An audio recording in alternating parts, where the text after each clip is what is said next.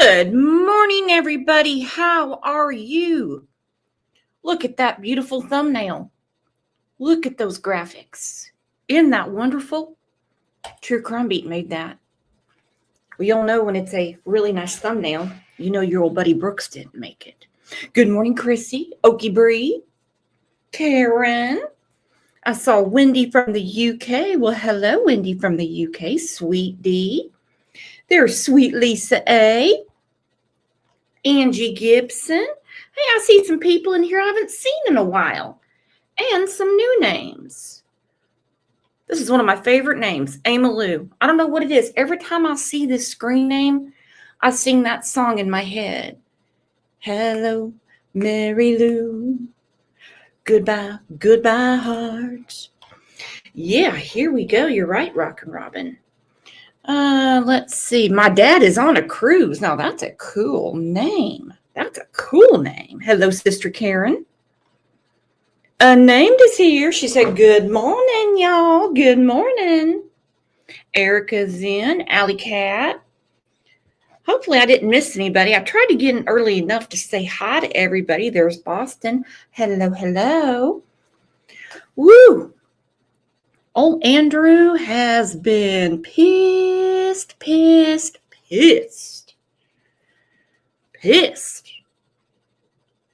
Well, probably since he was born. But I mean, every single night he's streaming Prayer Garden. And then yesterday he decided to stream me. Or as Daisy says, stole my content. You're such a child, Andrew. You stole my content. You stole my content. Yeah. He is not loving life right now, and I can think of a million reasons why he should have an issue with his life. But Prayer Garden, Earn the Burn, and me are not his biggest problems. Okay? His new allegiance with Can't is damn disgusting, and it's offensive. I have heard from more than one person that she has a wrench in his chat. I was on the phone with Andrew when he turned her in to Child Protective Services for what she did to Hunter, allegedly. Okay, allegedly. And now this. So unless you have some kind of devious inside plan, Andrew, that you're going to make friends with her and get her to talk, anything other than that, and you're not smart enough to do that. You're not. Hell, interrogators can't get her to crack. Purple Flower said she sure does and was on panel with Dippy. I don't know Dippy. Who's Dippy? Who's Dippy? I'm going to keep saying that. Who's Dippy? Who's Dippy? Who's Dippy? Sundown Farm said sickening but not surprised. Losers. Losers. For sure. We have another show today at noon. I'm sure one of our beautiful mods in here will link it in the chat. That way everybody can be ready because they finally, when I say finally, it didn't take them too long, found the guy at Devil's Den. Real Rockin' Robin said, a nobody. All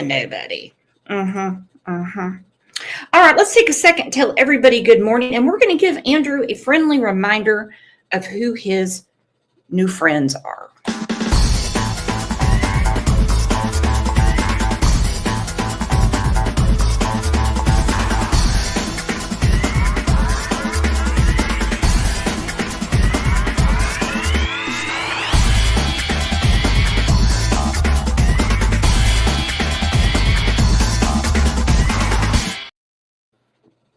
And there's Mama Bear. How are you, Mama Bear?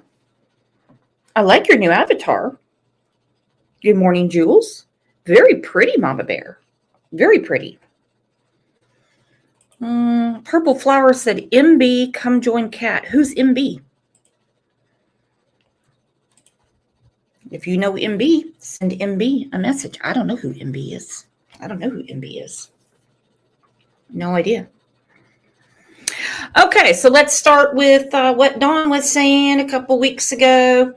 TBI wants to search the driveway and stuff like that. A-okay. Obviously, you got a lot of people talking, which is what Dawn likes.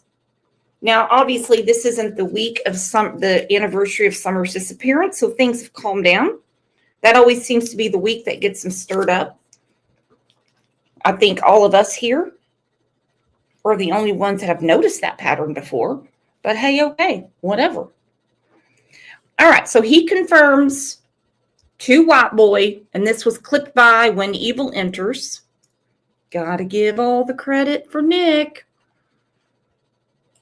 So he confirms to White Boy that TBI wanted or did search the driveway.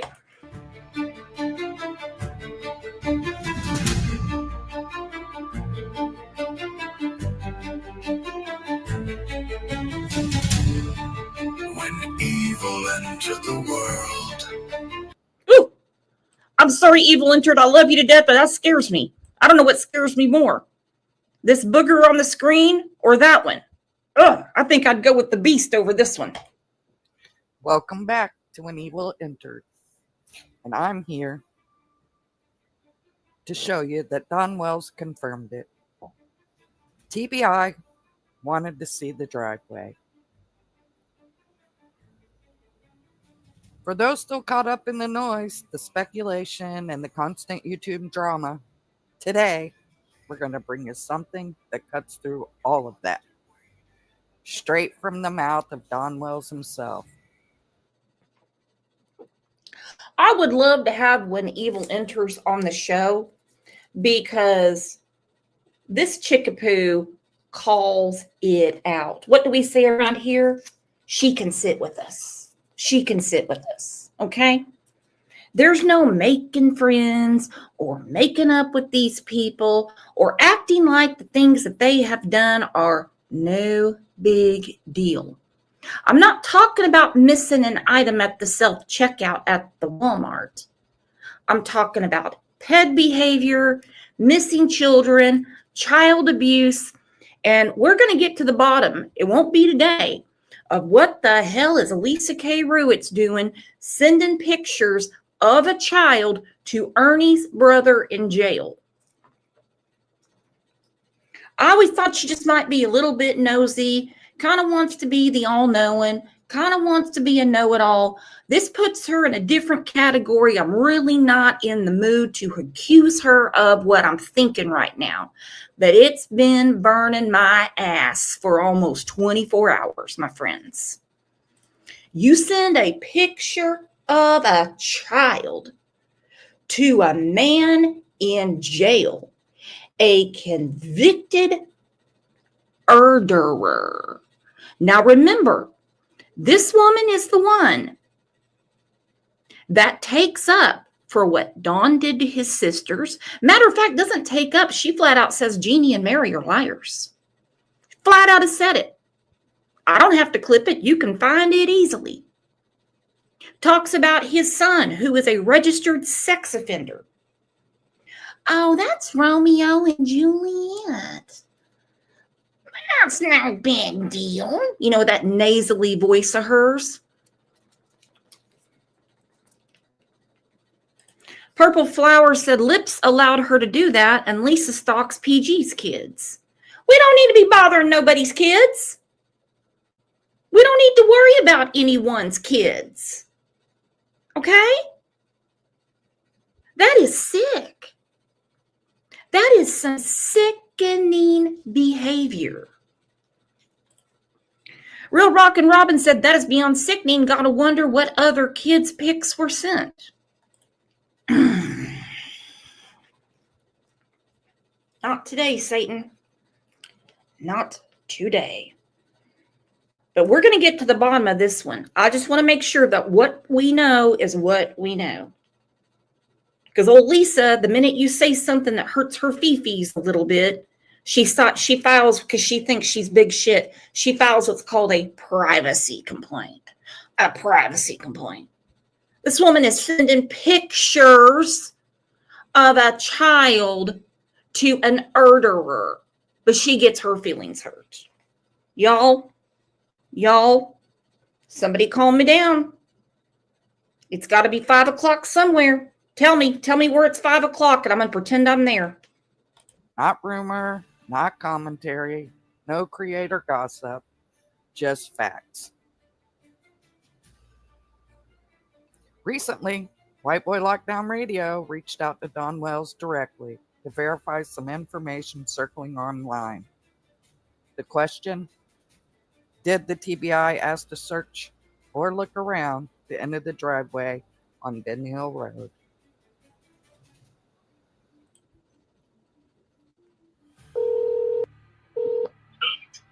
Hey, what you doing? Hey, what up? You still running around? Oh, not much. Are you still running around? Do what? Are you still running around? Doing errands? No, I'm at the house. Oh, listen, I'm live. I just wanted to, people are going nuts lately. I don't know if you've been hearing about it or seeing it all over YouTube. Their brains have been broken. But, in Find Some World's group that was posted about TBI coming to the house, can you say anything on it? Not really. I can't. It's just something they just wanted to look around the bottom of the driveway for some reason. I have no clue. Okay. Don said they just wanted to look around the bottom of the driveway for some reason. He has no clue. Don doesn't really seem to be affected by this, if you notice. He doesn't seem to give a shit. I don't think Don is what I would call salt of the earth, a great guy. Nothing like that. When it comes to the disappearance of his daughter, in my uneducated opinion, he has always seemed clueless. All he does is repeat that sorry-ass story that Candace told him. And we know that story changed many times from June 15th to June 18th. And then it got a nice little revision when they went on WJHL. Wash your hands, wipe them off, because that's really all you need to know about Candace Wells. And Andrew, I don't know what you're stirring up with her, but it's not a good look considering what she did to your son. That's about all I know. Well, there you have it. Straight from Don Wells himself. No spin, no added drama, just truth. What to do? What to do? What to do? All right, someone sent me this. It says, Shelby Shell calls in against my advice.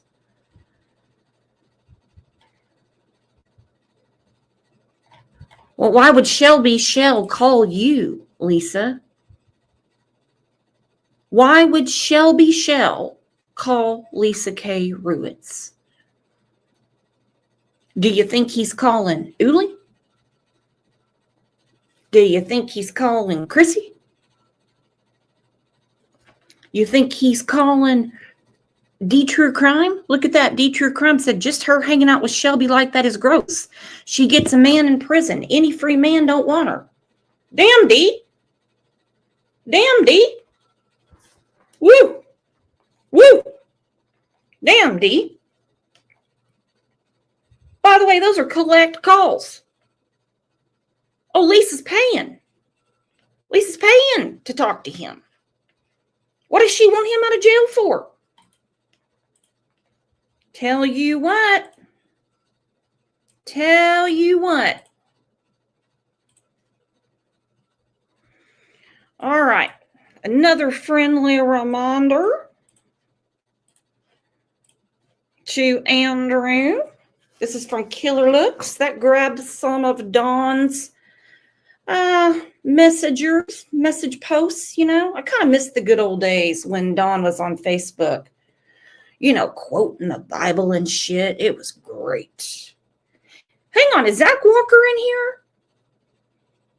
I haven't seen him in a while. I figure he's been working or fishing. All right, so Don, someone said, who do you think took summer? He said, wish I knew. I got a 12 in gauge ready. I think he meant 12 gauge. Was there anyone you owed money to or that maybe has vanished from your life since summer was taken? He said he borrowed $5,000. Okey-doke. Well, I don't think anybody took summer for $5,000. Me too. Or that has maybe vanished from your life since summer got taken. Borrowed $50,000. LOL. And there's Good point, Dee. Don has a shotgun. That's illegal AF. Illegal AF. You know why? Because he's a felon. A many times over felon. Eberg. Ernie's gone. The FBI got him. No, he's not. He's on Messenger right now. I just spoke to him. Quit, Eberg. Be nice. You're a member now. I don't like people being removed, especially when they're members. So just be nice. You don't have to like Ernie. You don't have to be friends. Calm down. more. There's more. He goes on to explain that the 50,000, in his words, came from a quote-unquote Mexican mafia. He has paid them back 30, but he still owes them 20. Well, Fred Hill, I don't want to say anything bad, but he, how can I say this?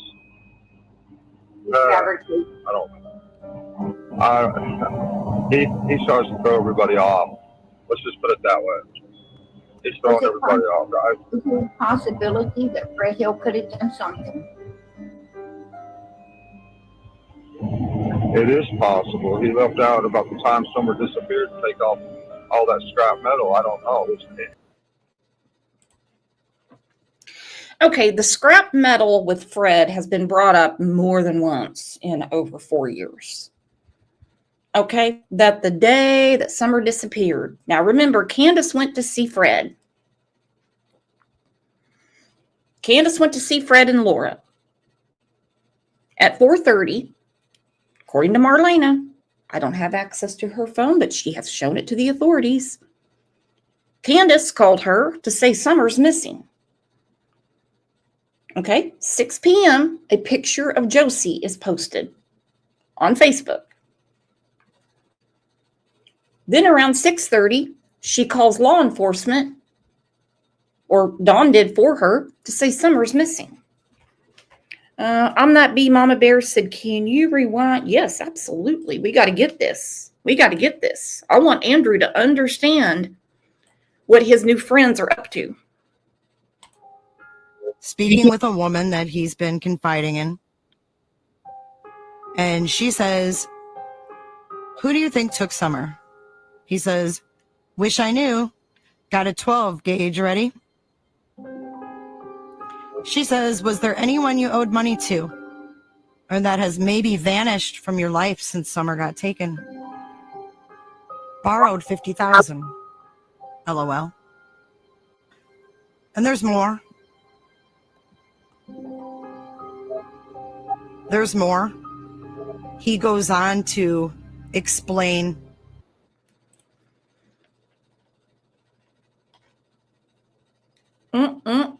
Diana, I'm gonna spank you, girlfriend. What you doing? Thank you so much for the super sticker.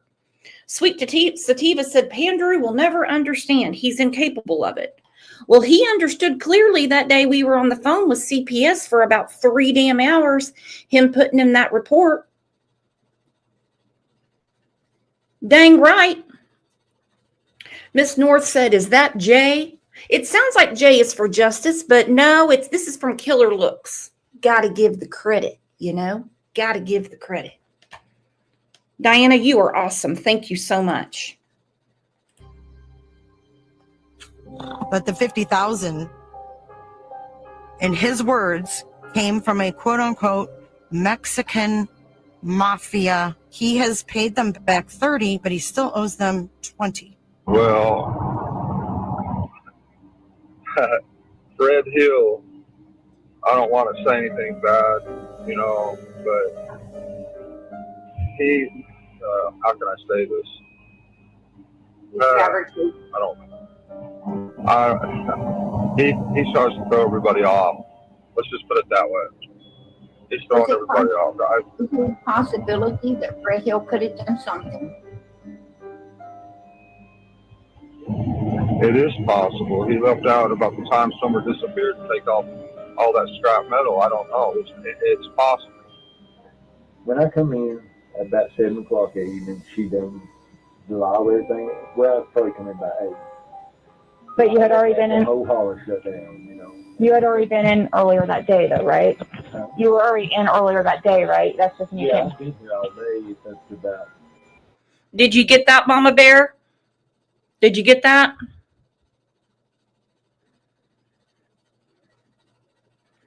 Is Fred the fall guy? Fred the newlywed? Fred the newlywed?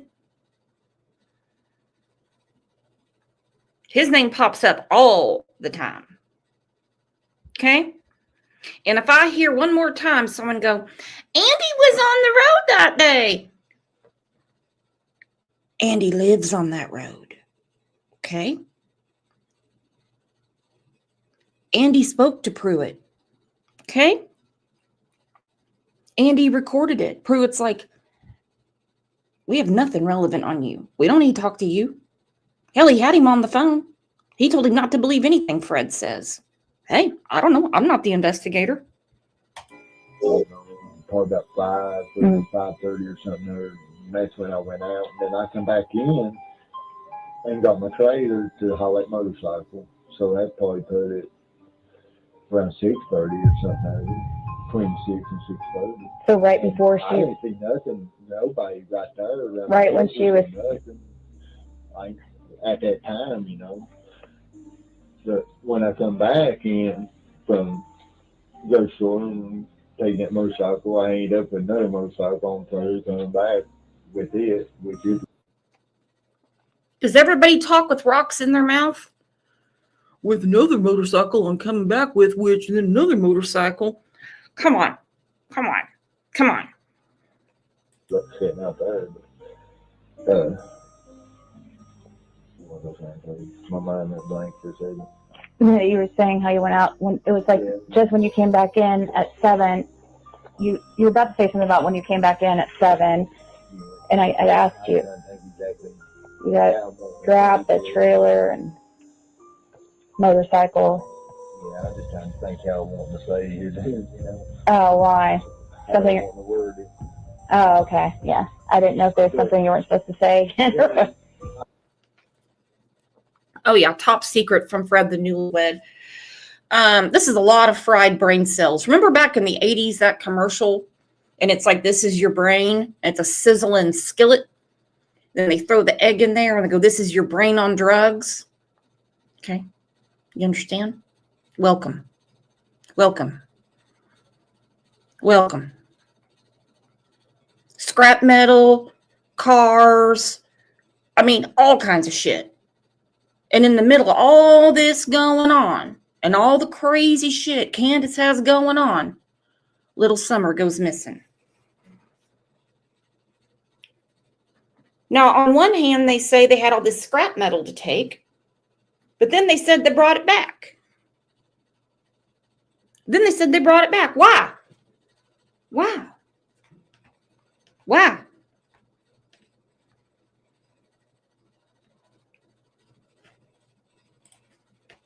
I come in, say I come in at 8 o'clock, well, the hall is shut down. Well, I come on up here, and then I actually walk back down there. So you saw Fred. Correct. When exactly was that? It would have been before the actual foot search set off. Before it got set off. It Okay. was it was that dusky, it was almost to that dark point. They were fixing to go out on their search. The first search. Everybody was already split up into their groups. They knew where they were going. Everybody was just kind of getting their flashlights ready, about to break off. Yeah. You know, at this point, the road it's blocked off. There's nobody going in. There's nobody coming out. Yeah. He was coming out of Ben Hill towards. And that's common, by the way. Okay, if a child goes missing on this street, guess what? They're going to be like, you got to wait to go get your groceries. Okay, we'll let you go to work. We'll let you get out for a medical emergency. Everything else got to wait.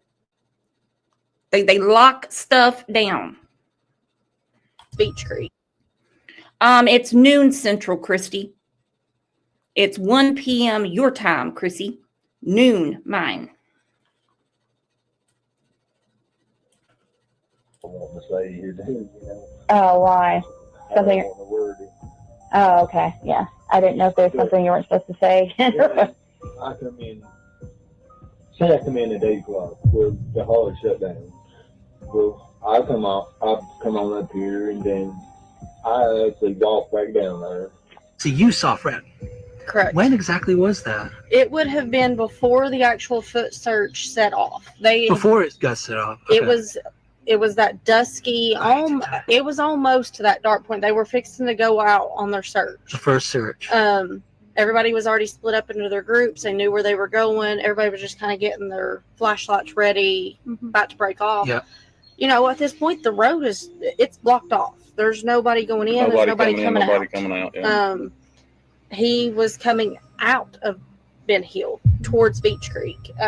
Right there, I don't know, probably 15 foot from the driveway. They had the road blocked off at the one fella that you went down there and walked his property. Andrew. And Yeah. it was right at his driveway. It's pretty much where.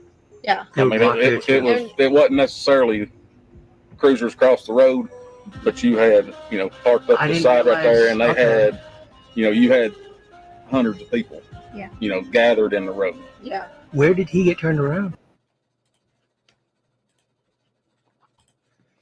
Butterfly Kisses says, was Summer in the car that got scrapped? Holy hell. Holy hell.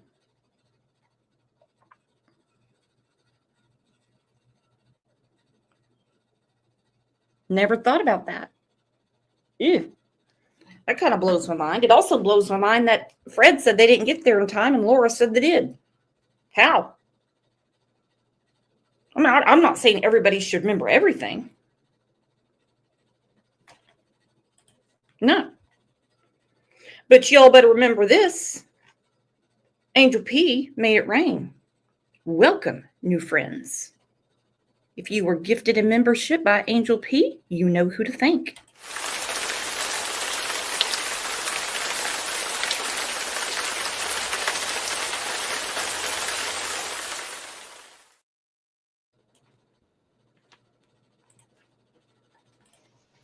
Well, hello, troublemaker. Hey, how are you?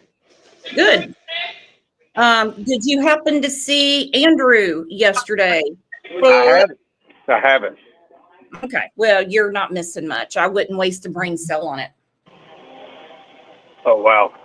But he's got some sort of friendship going with Candace. Yeah. Yeah, I heard that she was a mod or something like that. Yeah, that's what I heard too.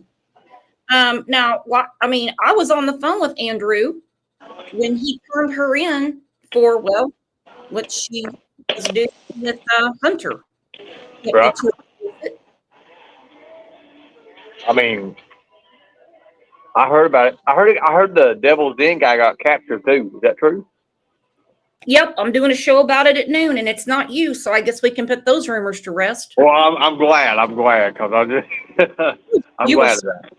You were sweating that one. Mm-hmm. Mm-hmm. Yeah. So now we're talking about how Fred and Laura had a bunch of scrap metal to scrap the day of Summer's disappearance. Mm-hmm. Now, Fred said they didn't make it there on time, and Laura said they did. Right. I mean, there's all kind of controversy with that. The biggest thing right now is Andrew really mad at me for some reason or something? He streamed my show yesterday when you were on there. I didn't know that.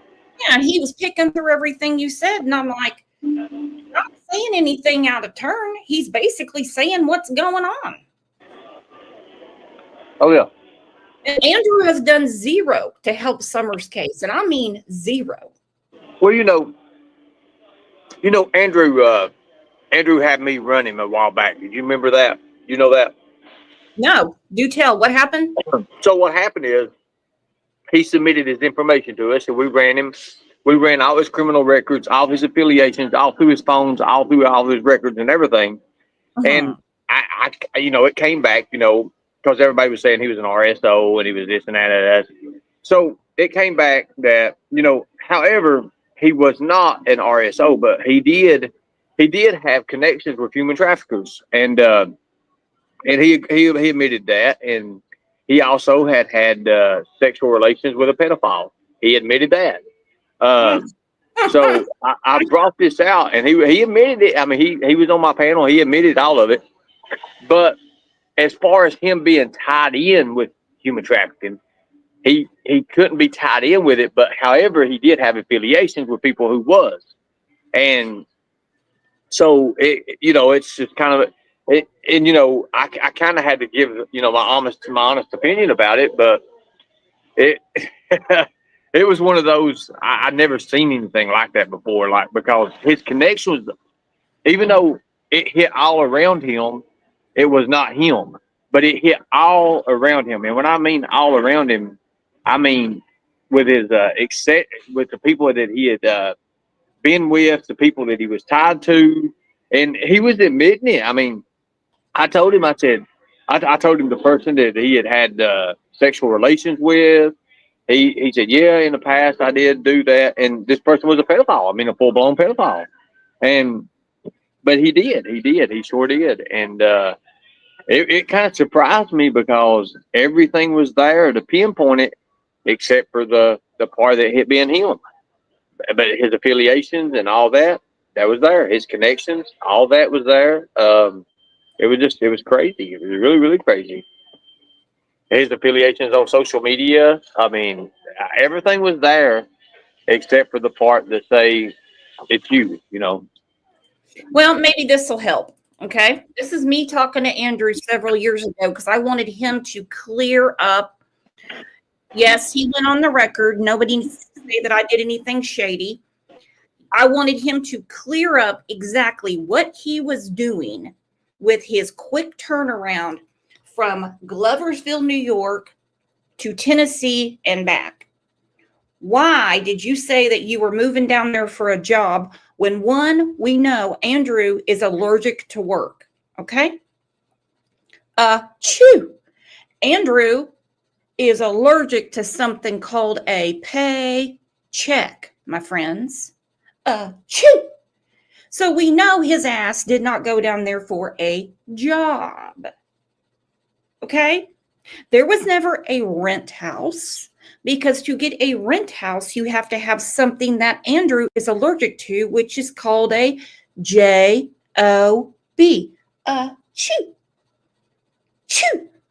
Oh, he gets all the rashes and the itchy skin. No W-2 for our friend Andrew. Say it with me. No W-2 for our friend Andrew. You know what I mean, Ernie? I mean, hell, what are you doing today? You're working. Every day. You've been working your tail off. Everybody got something to do except for Andrew. He's like, look, I have social anxiety. I'm like, I'd be worried about everybody else. So this is what he said to me about his whole mess when he went down to Tennessee. I can't write it. I don't know. But you tell me what you all think, especially you, Ernie. What on earth is going on? I mean, this grand jury, I mean... There ain't nothing I can do about it other than, like I said, I gotta wait. I gotta sit on it. See what happens. I mean, if they want to use what was going on during that time against me, they can do all they want, but it takes one simple phone call to prove every ounce of what they're trying to accuse me of dead wrong. Okay. Well, okay, so this is when it was rumored. I'm just going to say rumored that there was actually a grand jury convening in East Tennessee to discuss what Andrew was doing there. Was it trafficking rugs, children, or what? So I asked him straight out, are you worried about this grand jury? Well, he was. He got super anxious because right after I spoke to him, he jumped online to tell everybody that he has nothing to do with it, and all they have to do is call him. All they have to do is call him, and he'll get it straightened out. I think the problem is, I don't know. I don't know what the issue is. They're trying to find this kid, and now they're looking so far out of the damn box, it ain't funny. And I mean, don't get me wrong. I mean, something's got to give, but this is getting a bit out there. Stop fucking yelling! I smack you. Kids are acting up. Okay, that's when his wife, who was well aware. Well, at the time, she was a fiance. That was before they got married in the driveway. Did you see their wedding, Ernie, when they got married in the driveway? I've seen pictures. Okay. You hear her raising hell. She knows shit's going down, okay? Yeah, listen to that. Whew. Come on, honey bun. Tell Andrew how it is. And I mean, don't get me wrong. I mean, something's got to give, but this is getting a bit out there. Stop fucking yelling! I smack you. Kids are acting up. Mom's home. Oh, never mind. She's yelling at the kids. Okay. What a way to speak to kids. Awesome.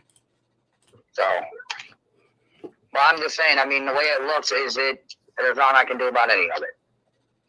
But I just don't understand why, from what I'm getting, they're kind of leaning towards like trafficking, and that doesn't make any sense because detective. At the time, Penske trucks were being used for trafficking drugs and children during COVID, and given that only 2 out of the 6 kids were with me, it don't look good. Anybody need to hear that again? He said at the time during COVID, Penske trucks were being used to move kids and move rugs. So let me ask you a question. That is true. Penske was one of the major company trucks that was used. That is true. But how was that brought out to Andrew's attention? How did he know?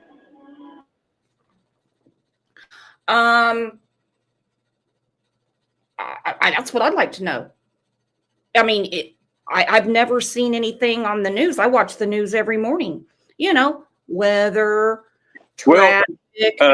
The thing about it is, HTAFK, they would never announce that anyway because it would automatically give their leads away on what they're looking for. So, but Penske trucks was one thing that was being used during that time because during that time, 2017, 2018, 2019, 2020 is when, I did the executive orders with combating human trafficking. With President Trump's executive orders. So, yes, I know about that. Penske trucks was one of the main things used. You can actually look it up right now. Now that the investigation is solidly over with, that you can look it back up. There's actually operations that were pulling over Pacific, just Penske trucks. And I'm going to look to see if I can find that. But how would he know that at that time? I wouldn't look it up. I wouldn't want that on my phone. But this is the question, and I'm glad you brought it up. He's sitting there saying it like it's fact. Like I said, I watch the news every morning. I've never seen an ad saying, hey, if you want to traffic kids or drugs, we have trucks available at your local Penske. No, you would have to run in that circle to know. Listen to him again. Words like trafficking, and that doesn't make any sense because detective. At the time, Penske trucks were being used for trafficking drugs and children during COVID, and given that only 2 out of the 6 kids were with me, it don't look good. So, and given too much. He said it doesn't look good. No, it doesn't. I'm sorry. It doesn't look good. By the way, Ernie, Lisa K Ruitz did a whole live yesterday about your brother saying that he called her. He did call her. And there's a few things on there that I'm glad that he brought out. You know, one thing was Lisa K claims that he was stabbed 61 times and he's got half a lung. I'm going to tell you right now, if you've got half a lung, you're not going to have that much air to breathe. You're not going to have that much air to sit there and talk like he was doing. And everybody knows he wasn't stabbed no 61 times, but he did tell her he would get her the medical records so she could put them out. So at least maybe we'll get to see some evidence or some receipts by Lisa K finally. Because to be honest with you, I'm to the point where I'm just going to tell her, to put up or shut up, because she wants to bring me in this case like that I had something to do with that murder, and I had nothing to do with that. But I just wish she would just show some evidence or show some proof or something. I mean, I know he's your brother, so I'm not trying to be mean here, but why does Lisa care if he was stabbed 61 times? What is her? Why is she so involved with your brother? That's her boyfriend now. Oh damn. Yeah, that's actually her boyfriend. So let me I want to bring this up to you. By Penske and everything. Penske joined what was called the TAT. That's the Truckers Against Trafficking now. But they didn't join them. They didn't join them until after 2022, when 85% of Penske joined in on with the Truckers Against Trafficking. That's when they started all receiving the training, that a lot of truckers do. And Penske Trucks was one of the companies that did it. But here's the thing. They still had a big incident in 2024, in September 24, and it involved the Penske trucks being used to smuggle migrants. So Andrew's right on the money with that. But what gets me is the timeline he said it, because that was not even brought out till 2022, 2024. So at that time, Summer Wells went missing in 21. So all this time before 22 is when Penske was being used to do this human trafficking. So it's kind of crazy.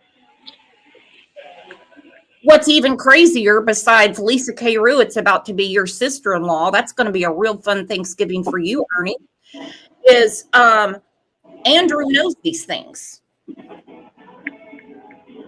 Well, and it goes back down to the investigation that we did on Andrew with his permission. I mean, he gave us permission. He admitted, that he knows people in the business. He knows the people, and again, it's that lifestyle. It's that lifestyle, and that's just all. That's all it can be. I mean, like here's you something real big that he should never know this. There've been reports of individuals using Penske trucks. This ain't the Penske company that's in it. It's the people that rent the trucks out.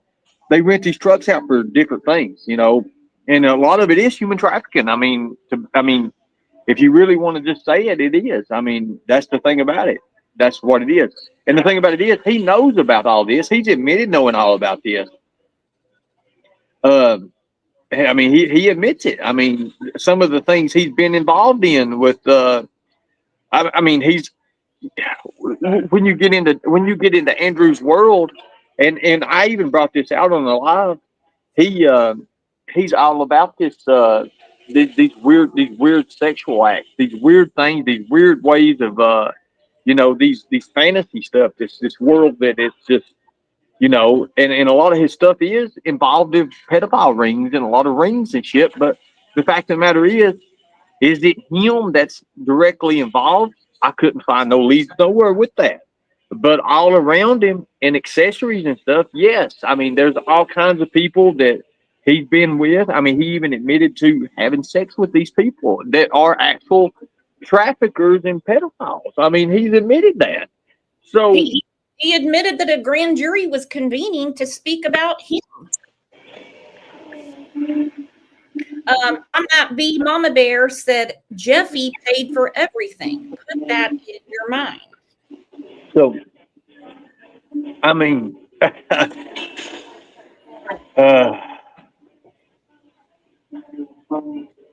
all right, let's get back to this. I want everyone to hear this. BS throughout YouTube streets, and way too many people saying that I trafficked children. Doesn't smell right either. Sooner or later, they're going to believe the garbage.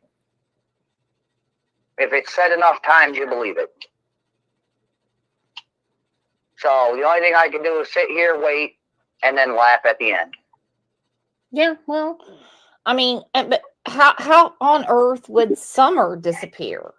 I don't know. That's my thing. I don't have a frankly clue. So let me ask you a question. There's a lot of people watching this broadcast right now, and I know that Andrew's probably watching. To be honest with you, he's probably watching. If not, if he don't get up too late, but he was live here earlier this morning, so he may be watching this. If he's watching this, it'd be nice if he could come up here and speak with us. And because I had a question that I'd actually followed up with on something about him that I was going to ask him about, and I'm not kind of throwing no shade or nothing to him or nothing like that. But the thing about it is, how does he know about these statistics that law enforcement hadn't even put out there at that time? Law enforcement had never even put that in out there yet until when Operation, I think it's Operation Freedom Rings or Operation Autumn, it came into play.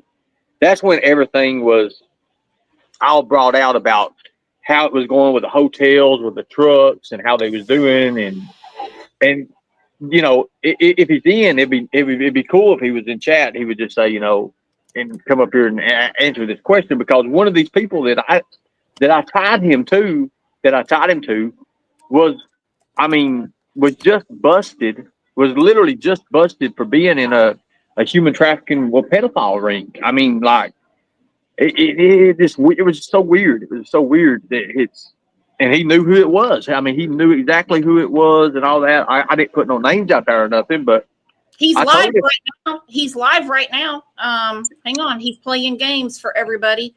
And I said, Andrew, please come to my channel real quick. Ernie has a question for you. I'm going to put the StreamYard link in for him. Yeah. Nobody's going to be mean to him. No. I've never been mean to him, and I'm not going to time on being mean to him now. I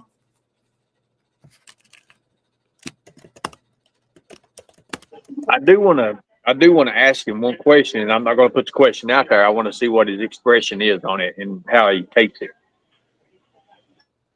Okay. Well, I mean, he's a big boy. He can handle it. All he's doing is sitting there. I mean, on a Thursday, playing games, entertaining two old crows and lips. So, I mean, I think he's got time. I think he's got time. Why not? So while he's deciding, we'll go back to this. That's all I can do is invite him, right? Everybody? If you guys want to go over there. Okay, right now it says Andrew 13 display name. It's just scrolling right now. Well, maybe he's thinking about it. I don't know. I don't think she even made it the hell off and made it back to the hell. There's a whole lot of darkness between that place, the Ben Hill and my kid's house. A whole lot of dark spots. Okay, so on one hand, he never went to Ben Hill Road, and on the other hand, he says there's a whole lot of dark spots. Get the hell off and made it back to the hill. A lot of darkness between that place, well, the Ben Hill and my kid's house. A whole lot of dark spots.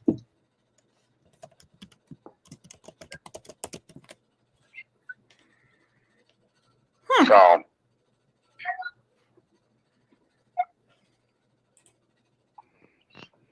I don't know exactly how to fix this. I'm just sitting here.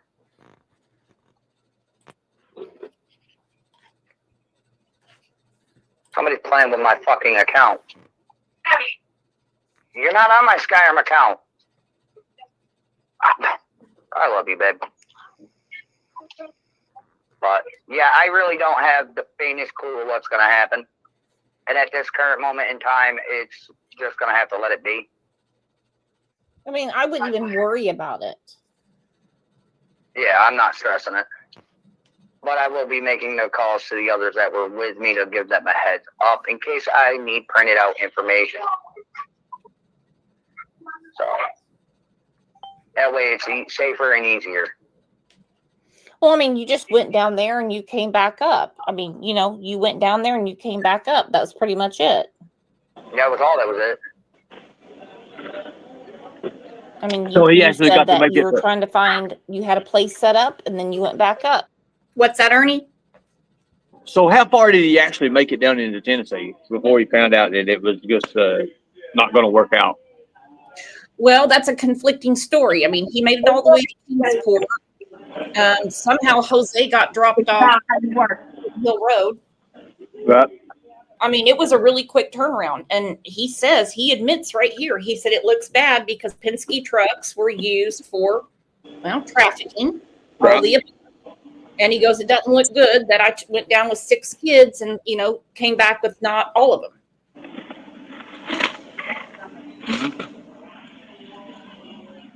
So he said to the Dollar General in Keyport, Tennessee, he and Allie, and they stayed, okay? Uh-huh. Okay, I'm just reading chat. I'm trying to just warm up, just refreshing up here. Did you put the link over in his chat, right? I did, and he shut down his show. So I figured he was coming right over here. I don't know where he's at because he's not live right now. He's not playing he's not playing, you know, he's not live streaming his game for Lips and Two Old Crows right now.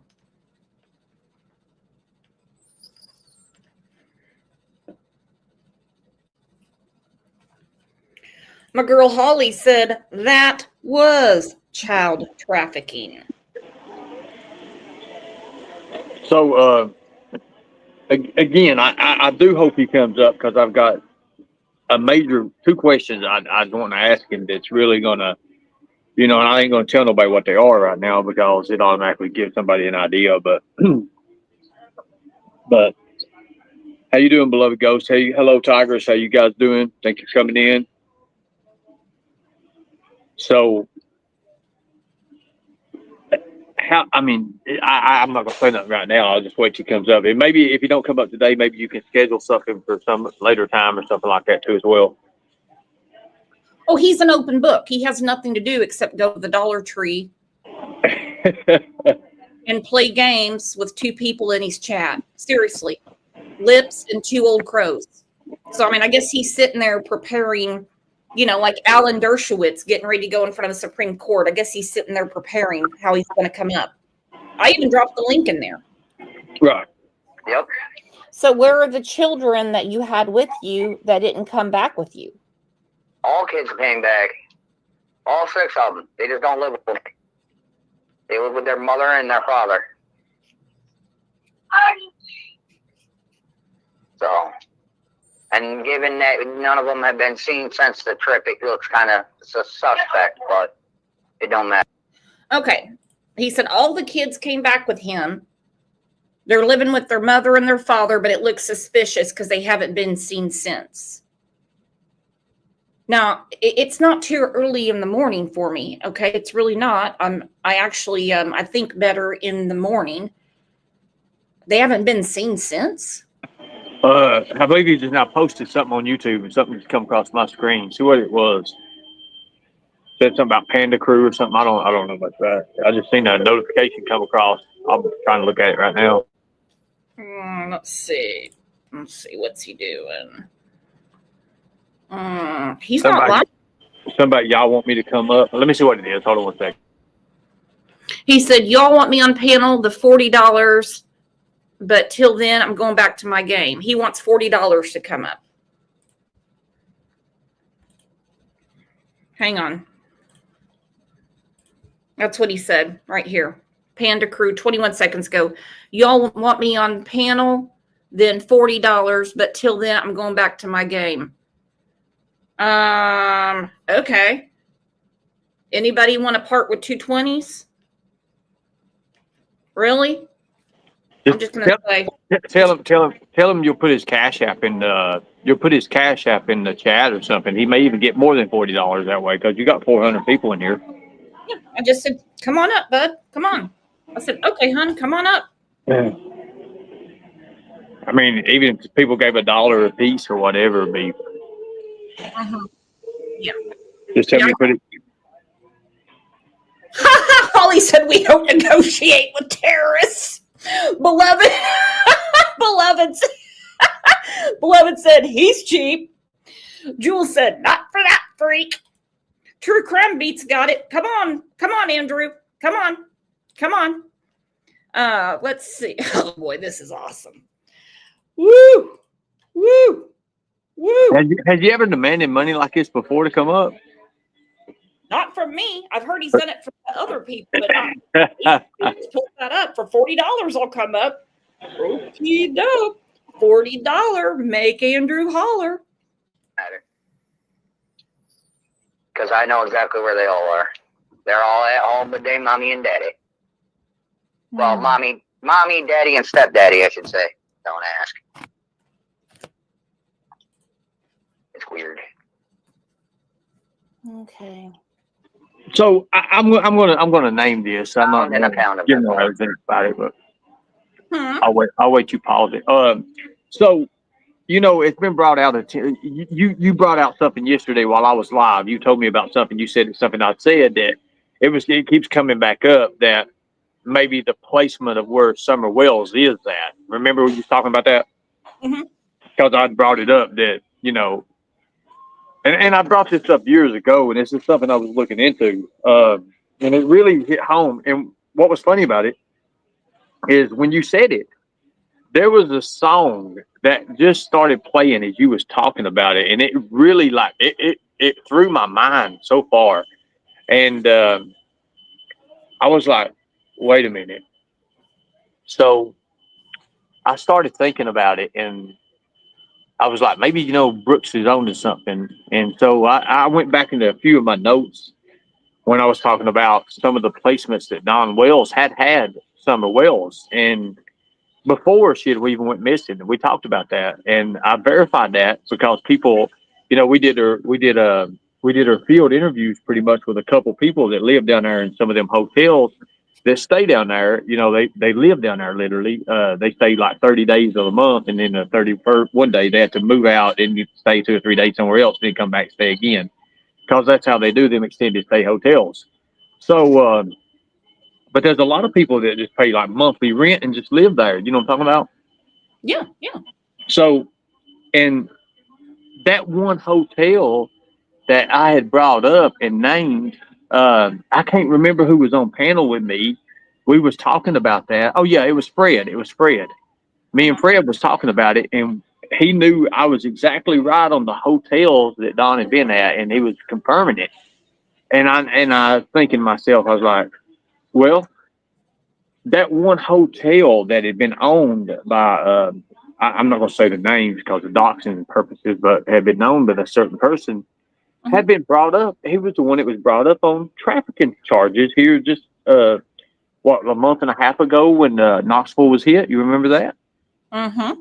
And he is the same man. So I thought about that, and I was like, so if I put this person here in this place here and the people that was living, because not only did we do blueprints and who was living there at the time, we actually wrote down who all was visiting, who all made the frequent on the who your locals on the Fridays and Saturdays when all this shit was going down, and we came up with a whole blueprint of just people. And so I actually kind of revisited it just here a little bit ago I took that same notes that I had and went back to it and see if, see who's still living there now, if it's compared to the same people, And I didn't get to do much of it. I got about 2 days work in on it. And I was listening to it, or I was going back to my notes, and woe and behold, a couple of those people have already been hit with child pornography now. They've been hit with child exploitation. They've been hit with, and I can share my notes with you and show you, because it's well worth looking at, because it's the same people that Don Wells had took Summer to and had visited. It's wild. The hotel traffic or motel traffic, we know there's a difference, comes up a lot. I'm going to talk about this with Devil's Den when we do it at noon. It's really no surprise to me, the shady ass places that guy was staying at, and he got busted in Springdale. Well, guess who had a big old time in Springdale, Arkansas? Dawn and Candace. Dawn and Candace did. Uh-huh. So, something else too. The investigator, you remember you said we was going to try to get him up on Panner? He won't do it without $40. Well, I don't have his cash app, so he's just going to have to come over and trust me. No. I'm talking about the investigator, Jason. Oh, yeah. Sorry. Yeah, I didn't know if you'd ever got to reach back out to him again. You notice how all the stuff he's done now and said, it's already faded away now, and it's come out to be pretty much just like, just another place in a circle. That's what I call it. Well, according to Leslie at TBI, it's a very active investigation. She alluded to there's like one thing they're looking for. And that one thing is going to, and I'm going to tell you what that one thing is going to be. It's going to be the link back to Don and Candace on Summer Wells and their affiliations on where they got it, how they got it, and what part they took in it. And I'm going to tell you right now, Candace is one that watched children. And I've already said that. I've stated that 3 times.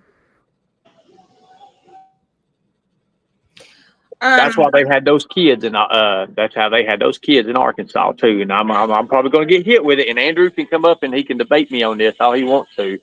That's what she is. That's her part. She's the bottom, as they call it in the slang terms of it. And so that's all I'm saying. Don is the one that does the negotiations. I guarantee you that. I guarantee you that's the way it turns out.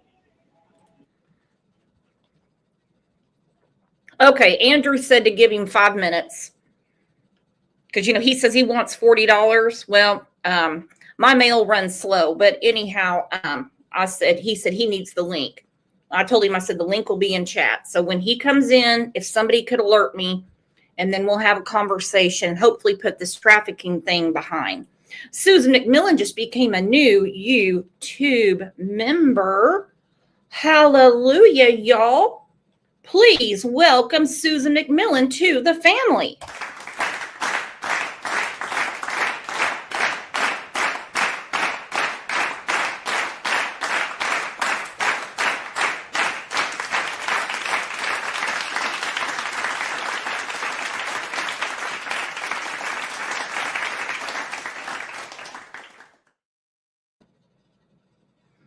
And no, I don't think that Andrew has anything to do with Summerwell's disappearance, but he is another.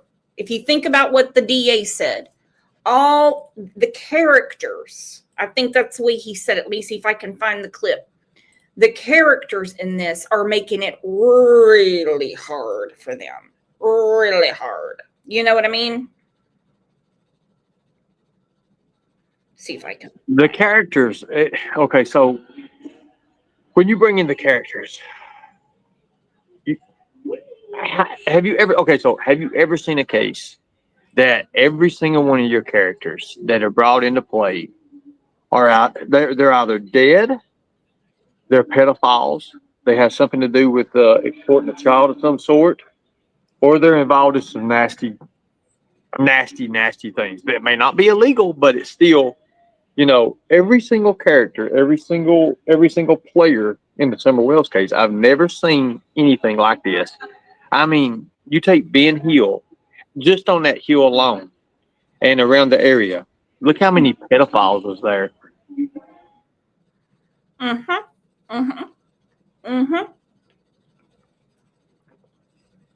You're right. This is what the DA said. The players in this drama. I clipped this from Holly's channel, Common Sense True Crime.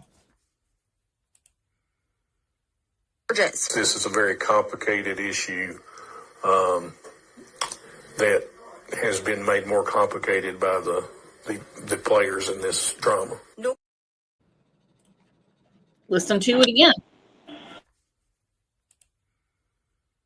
This is a very complicated issue that has been made more complicated by the players in this drama. You know what he's stating there, right? He's stating about a ring. It's a ring. Yeah, that's exactly what it is. Yeah, exactly right there. Diana just said it. It is. That's what it is. It's a ring. It's always a ring. It could be a small ring, big ring. I mean, it could go from state to state. We did do you remember in a place in Johnson City at Wing Deer Park when they had that ring there and that news reporter got caught up? Yes, we worked. It's years ago. In the same time, they was doing a bestiality thing. What is it called? Whatever the hell it is, bestiality. It was preachers. It was oh my God! It was from North Carolina, Tennessee. It went down into Virginia, Tennessee, North Carolina, over there, dropped down into South Carolina and parts of it. There was preachers, there was lawyers, there was a newscast guy got involved in it, and it was like at Wing Deer Park. I can't remember exactly how it was. They had like this. It was a location hit or something. It's the same as they was doing up there when they did that little girl in Corbin when that guy sold his little girl for $2,500 and he got caught. It was up at the Daniel Boone Forest at that park. I have a question from Holly. Ernie, do you know if red velvet or poke cake is a slang code word for PEDs? Okay, so red automatically means ready. I always remember that. Red is ready. That's why the red barrel with the for sale sign, it's ready for sale, is what that was. Rain is active. Rain means active. Anytime you go into that, now a cake of any kind, especially a poke cake, I don't know about a cake. I would say, and then it could be another food item. I'd have to check a list that I had. It's been a minute since I've been out of it, but I can tell you the colors: white, red, purple, green. Red was I always say red. Oh my God! Here's the government. Hold on a second. It's weird. Okay. So they're all safe, sound, and accountable for. Actually, no. What is today? Thursday. One of them should be at my. Two of them should be at my sister's for the weekend. It's a SHELL. They hang out with my nephew. And your brother? Okay. Yeah, my brother's name is Shelby Shell. Yes. All right, just a second, okay? Is this the Innocence Project thing that Lisa K or Lisa Ruitz or something or whatever is going on with this? No, I don't know who this is that you're talking about. That's why I was asking you how to spell. It's okay, so Shelby Shell is Shelby Shell. He's been convicted of murder, and they're saying that there's this big Innocence Project to free him out of jail. And they gave, my private investigator people gave me this number for the call to verify it, because they're not doing it but harassing me online and saying I'm part of this murder, which I was never ever even brought up on. I guess it's Ruetz, Ruitz. Just bear with me, okay? I'm just trying to verify if this is actually going on and what's really going on, because she says that there's this Innocence Project to free Shelby Shell, and it's just ridiculous to me.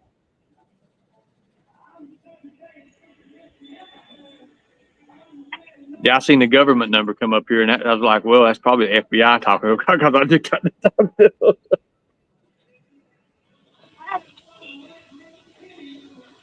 I mean, I'd understand, I understand if they are, but I just want to try to get out of obvious harassment because I'm being harassed. I mean, she's telling everybody that I'm involved, I've done it or this or that, and I didn't have nothing to do with it. I'm just trying to verify, just trying to what's going on.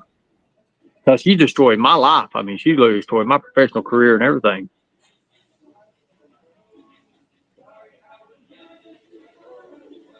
I mean, even if you look up Shelby Shell, are there a case? I mean, if you guys work in his case, because I've seen in Kentucky, I didn't find it on public records or nothing about it. So that's what I'm saying. I don't know this lady, and we don't have a case.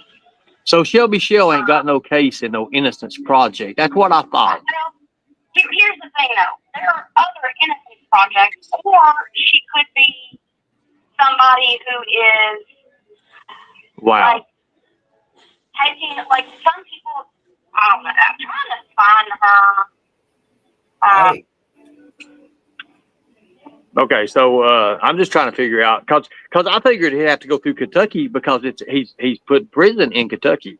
So to verify that is not even in Kentucky, you'd have to go through a branch in Kentucky for him to have a lawyer because they'd have to be able to, of course, be able to practice in the state of Kentucky. Well, yeah, unless somebody's taking it, on their own fruition, or unless I don't know really how to explain this. So there are some people who, well, she's using your all's name. She's using the Innocence Project and using you guys and saying that you guys doing it and that you guys are the ones giving her information so she can press it on me. And that's where I'm at with it because it's like I just want it to stop. I didn't have nothing to do with that murder. I didn't have nothing to do with any of that. I work as a professional now. It's YouTube. It's a YouTube thing. It's a big YouTube thing.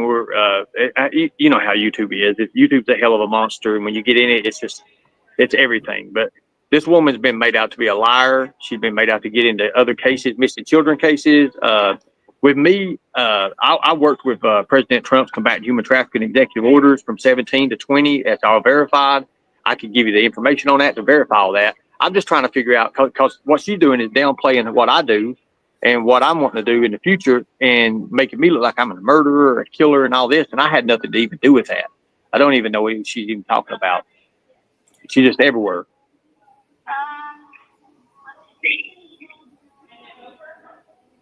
okay, I don't know this woman. I can't. So like I'm finding.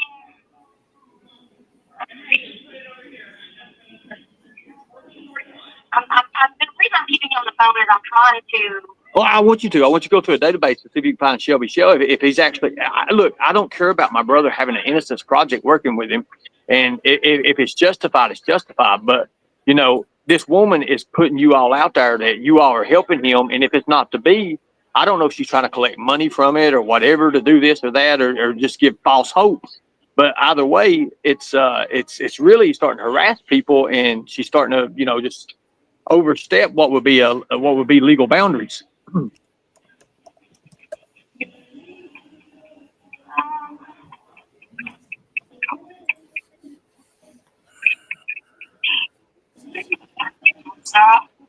not. When I say stop, I'm not talking to you. I'm talking to your computer. No, that's fine. That's fine. I understand. I'm just trying to get, I'm just trying to get a verification or, a status update of what's going on and why my name's actually being brought up. If you guys are even using it, I don't even know. But they're saying that, they're trying to convict me on something or and I'm sitting here thinking, no, Lisa K Ruitz. Okay. And it may not even be her. I mean, I don't know. She just,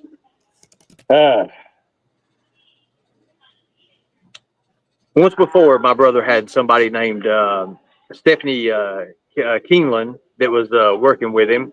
And he didn't even know her real name. She had told him her name was Mandy or something like that. So it's just they meet these prisoners on pen pals and all these lovey-dovey social media networks that they're able to be on from writing for love letters and stuff like that. And then they fall for these prisoners because these prisoners manipulate these women and then they're giving them money. And I understand how it is. I understand how it works like that. But the fact of the matter is, when it starts interfering in other people's lives about stuff that's not even happening, you know, Shelby's got everybody thinking that he's getting out here in the next month, 2 months, 3 months. When the fact of the matter is, he pled guilty to a conspiracy to murder. And I didn't even think that it could go back. I could understand if it was like if it was wrongfully convicted, but he pled out to it. So I wouldn't even think the Innocence Project would even come in and play that. So, do you have it? Because again, like, I've never heard of this person. So her name is Lisa K, and then how do you spell that last name again? It's Ruetz, I think, Ruitz. Okay. And she's called you. No, she's on YouTube telling everybody that I'm pretty much the killer. Okay, so you know these killers that they've got these police sketches of and stuff like that. They're showing on YouTube now, like the Devil's Den, the one. Okay, so that sketch they put out, they actually said it was me until he just got caught today or yesterday. So she put it out there like everywhere I've been. I travel. I do a lot of traveling. I work various jobs. I'm an investigator. I do different things with my work, side jobs, and so I get to go to these places. So everywhere somebody's missing and everything, they try to get these sketches and stuff, and they try to compare it to being me. And it's not me, obviously. This guy just got caught, but she puts it out there that I've killed all these people, that I've done all this, and then I'm the one that set my brother up to go to jail. That's the whole big major thing about it. So it's affecting my life. It's affecting everything, you know, everything I'm working forward to better myself and to promote myself and to, you know, to be even further. And I even plan on running for governor in 27 for Kentucky governor. So that's hurting me right now because she's sitting there and she's using you guys, the Innocence Project, saying that Shelby's got this case coming up, that they're working on his case right now, and he's going to be out any day. And that's what they're saying. He's going to be out. And that's what he's putting in everybody's mind. So what they do, they get this mob mentality and they go after people because of that very reason. Okay, so what I can do, I mean, I can tell you right now, Kentucky Innocence Project has nothing to do with this. Okay, thank you. I'll see what I can find on this. And okay, then I will give this thank you. Okay, he muted himself. So, okay, so we're going to talk to Andrew. Andrew, can you unmute yourself while Ernie does his business? Andrew? Oh, I was being nice. I was waiting for him to be done. Yeah. Well, that's okay. He's got stuff going on. All right. He's got some issues with Lisa K Ruitz. I guess his brother that's in jail is her boyfriend. Have you heard that, Andrew? This is new news to me. Yeah, I've known that for a minute. I'm always the last to know everything. How come nobody ever tells me anything? Or do I just, does it just go right over my head? I don't know. It was a thing that was spoken about a few months back, and it just basically went wherever because it was like nobody's business. Okay, so the whole thing, your trip to Tennessee has come back up. And you and I have had many conversations about it. Can you explain again why Jose was left behind? Because he wanted to stay. No other way around it. He just wanted to stay.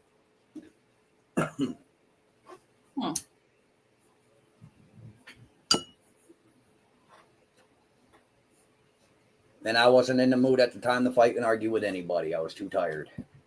Well, not with a grown man. I wouldn't either. Now, is it true that Candace is a moderator on your channel? Yep. Why? Why not? She ain't done anything to me other than ignore my calls. Did she not do? Basically, I discredited anything. I've done everything I could through law, and the law basically said, hey, your accusations hold no weight. Have a nice day. So why hold BS and jargon against a woman that I don't know? Other than the fact that, you know, of my own personal reasons why I didn't like her from the word jump. Okay. Fair enough. I mean, does it bother you what she did to Hunter? I mean, just dragging him into the middle of Summer's case should be bad enough. I look at it as wrong. I look at it as wrong place, wrong time. I mean, it's been over 4 years. Police ain't had no updates on nothing. The only best thing I can do about the whole situation is wait till the cops find something. Okay. Until then, there's nothing really I can do. I'm not going to go on hating everybody that, has an issue with Hunter being there. I mean, he was there. There's nothing we can do about it. Okay. Yeah, fair enough. But I mean, you do know what you're messing with, right? When you're messing with Candace. An unstable person? Yep. Well, I don't know anything. I mean, you can say whatever you want. She's done some horrible things to children. Well, the only thing I can say about that, because I've been on this new kick, is let me see the police document. Let me see the police proof instead of all the rumors, lies, and BS. Just show the police documents and proof about it, and then we can go from there. Until then, I just look at it as a bunch of jargon that people just need something to talk about. Oh, I don't need anything to talk about. What I want to. I'm not saying you. I'm not saying you. I'm just saying others. And I don't expect the police to come up and tell us exactly what they're working on and what's in their file. The fact that they have not been cleared and they are still persons of interest tells me all I need to know. They still need to live life. Oh, sure. Yeah. And the internet's a big place. I mean, hey, that's totally up to you. I kind of thought, well, maybe you're befriending her to try to help your son or, figure out maybe she'll tell you something about Summer. No. I'm not friends with her for any of that. Anytime I talk with her, it's about what she's doing during the day or what I'm doing, and that's it. Just normal conversation. Nothing about the case whatsoever. I don't ask any questions because I'm not a cop. Broken goth doll. You want my honest answer to that question? She wants to know how Hunter's doing. We understand he's a daddy now. Yes, he is. She's just asking how he's doing. Yeah, that's why I said you want my honest answer on that one. Okay, Please. sorry about that, everybody. Andrew, hey, how you doing? Tired. He's tired. Yeah, Andrew, how is Hunter doing? Horrible right now. Why? Just some things in his life didn't go the way he planned. It happens. He was hoping on a decent paying job, and it fell through. So he's kind of, in the slums. Okay. So, well, I'm glad you came up. Ernie wanted to talk to you about this whole Tennessee situation. So I'll let Ernie ask the question he wants to ask. And everyone's going to be respectful. This isn't going to be a shit show. Yeah. Before getting to a question, Andrew, is he working is he in Tennessee working right now, trying to get a job? As far as I know, I mean, I haven't spoke to him. Does he have any references or anybody? Would you try and get on that, like for references to help him out, to try to get him a decent paying job? I don't know. He doesn't include me that deep into his life after his mama passed. Oh wow. I don't blame him. I didn't know that. I didn't know that. You had no contact. I didn't know that. Listen, him and I got into a heavy argument about the time his mom passed, and now he talks, but he doesn't. Right. So he kind of closed up on you. Talking to me, and then he'll talk to me like I'm his best friend all over again. It Right. happens. Wow. I don't see how that's funny that he can't get a job. I mean, a lot of the jobs he had, he lost because of a lot of people on YouTube went and harassed him at him. So I don't think that's fucking funny. I think it's not. It's horrible. People need to leave people's jobs alone. They do.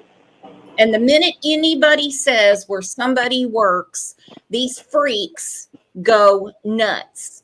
They do.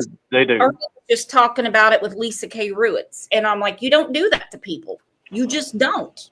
So, what you all got to hear was the government right there. They're the ones that with the Innocence Project, and you all heard firsthand Shelby Shell has no innocence case. There's no innocence projects out there. So whatever Lisa K and Shelby Shell is coming up with, they're lying. They're lying. And I knew they was. Because when you plead out to a crime, you plead out to it. You wasn't wrongfully convicted of anything. So that right there just goes. Then what's their main deal then? Why do they keep doing this for? Andrew, one thing I did, one thing I was looking at and everything, and Brooke had she'd brought up to me that you had mentioned Penske trucks. Remember that about how you would have knew? My question is, how did you know that they was involved in human trafficking, the Penske trucks? I mean, how did you know that? Because the Penske truck we had got pulled over on the way home. Okay. And we got a call from the drivers of that truck telling us what was going on. Right. So we had all of literally everything we owned in it. So it was that truck so that truck was used prior before you had it, correct? No, it's just they were told when they got pulled over, they were told that there was a lot of moving trucks that were being used for taking drugs, people, whatever, across state lines and throughout the state. And they pulled over our truck just to do a check. Yes. Okay. So Penske being one of the main companies that they was using at the time. I remember when that was. That was one of the main companies they used.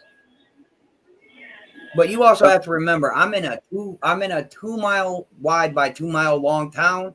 We don't really pay no mind to what goes on anywhere else because we're a small ass town. So when we hear about something, it's about the capital because that's the closest big city we have. You're right. You're correct. I've been through your town before. I know exactly where you live. It's just if you blink, you missed it. Pretty much. If you blink, you miss it. So you do know in your town that there's been a lot of when you gave me permission. You remember when you gave me permission to run? You remember that, right? Yep. And I cleared you from any kind of human trafficking and all that. Remember that? Yeah. I mean, I think we had a pretty big chat that day, and everybody was going against you. And I said, "Hey, look, I gave it out straight to you. I said, I told where you had affiliations. That remember you admitted that there was affiliations, but nothing was ever tied directly to you. Yeah, I couldn't tie it to you. I could not. I thought it was really weird that and I said you're a sick bastard. I've always told everybody that.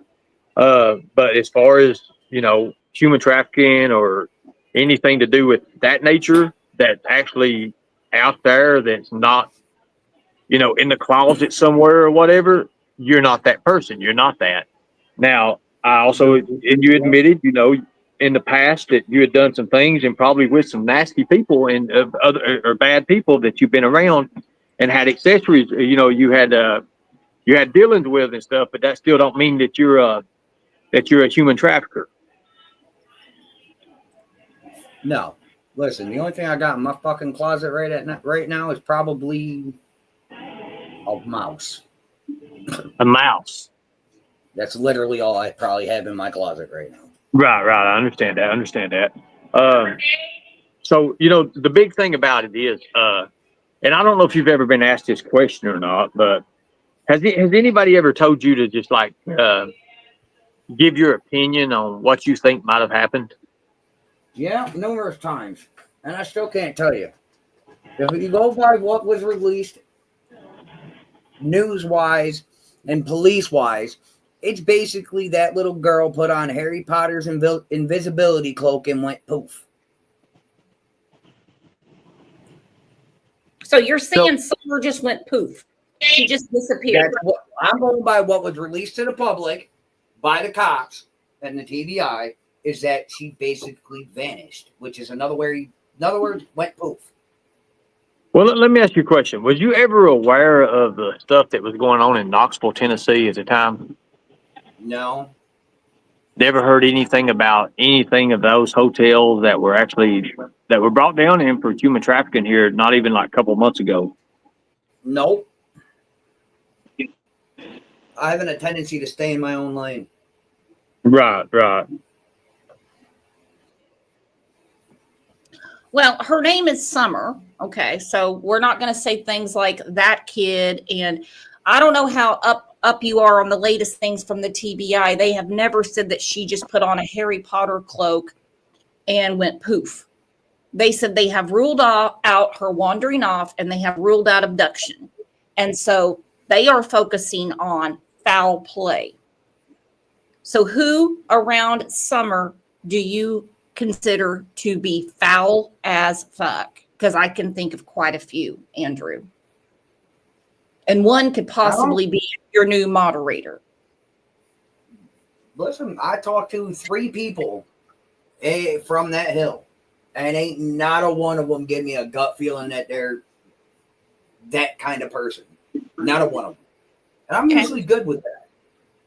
Okay. When my gut feeling says somebody is new, not supposed to be around my kids, or there's something messed up with them, my gut feeling's usually right on point with them. But Well, I talk the 3 I talked to, I ain't got that feeling with them. Let me ask you a question, Andrew. You talk about your gut feeling. When you was having sex with a pedophile, did you get a gut feeling on that? How about this one? Does it matter? Well, I'm just asking what. Well, look, I'm just asking your gut feeling on that. I mean, did you feel some tingling or something away? Oh well, the bitch did what she did. I left her. Bottom line, ain't turned my head back since, and it's been almost 10 years. But we could always talk about your unhealthy obsession with your brother's doings and not doings. We could always talk about that. We can, if you want to. We can also talk about the other affiliations. We could talk about the other affiliations you have with actual human traffickers that you said you didn't know of. Remember that one? Sure. We could do that too, but I don't bring out names because I'm a changed man. Andrew. I don't want to put the names out there. Okay, we'll do you one better. Let's talk about the photos that are floating around everywhere about you with a dildo in your ass and you HIV positive. We could do that. We can do that. We can do that. That's not me, but we can do that.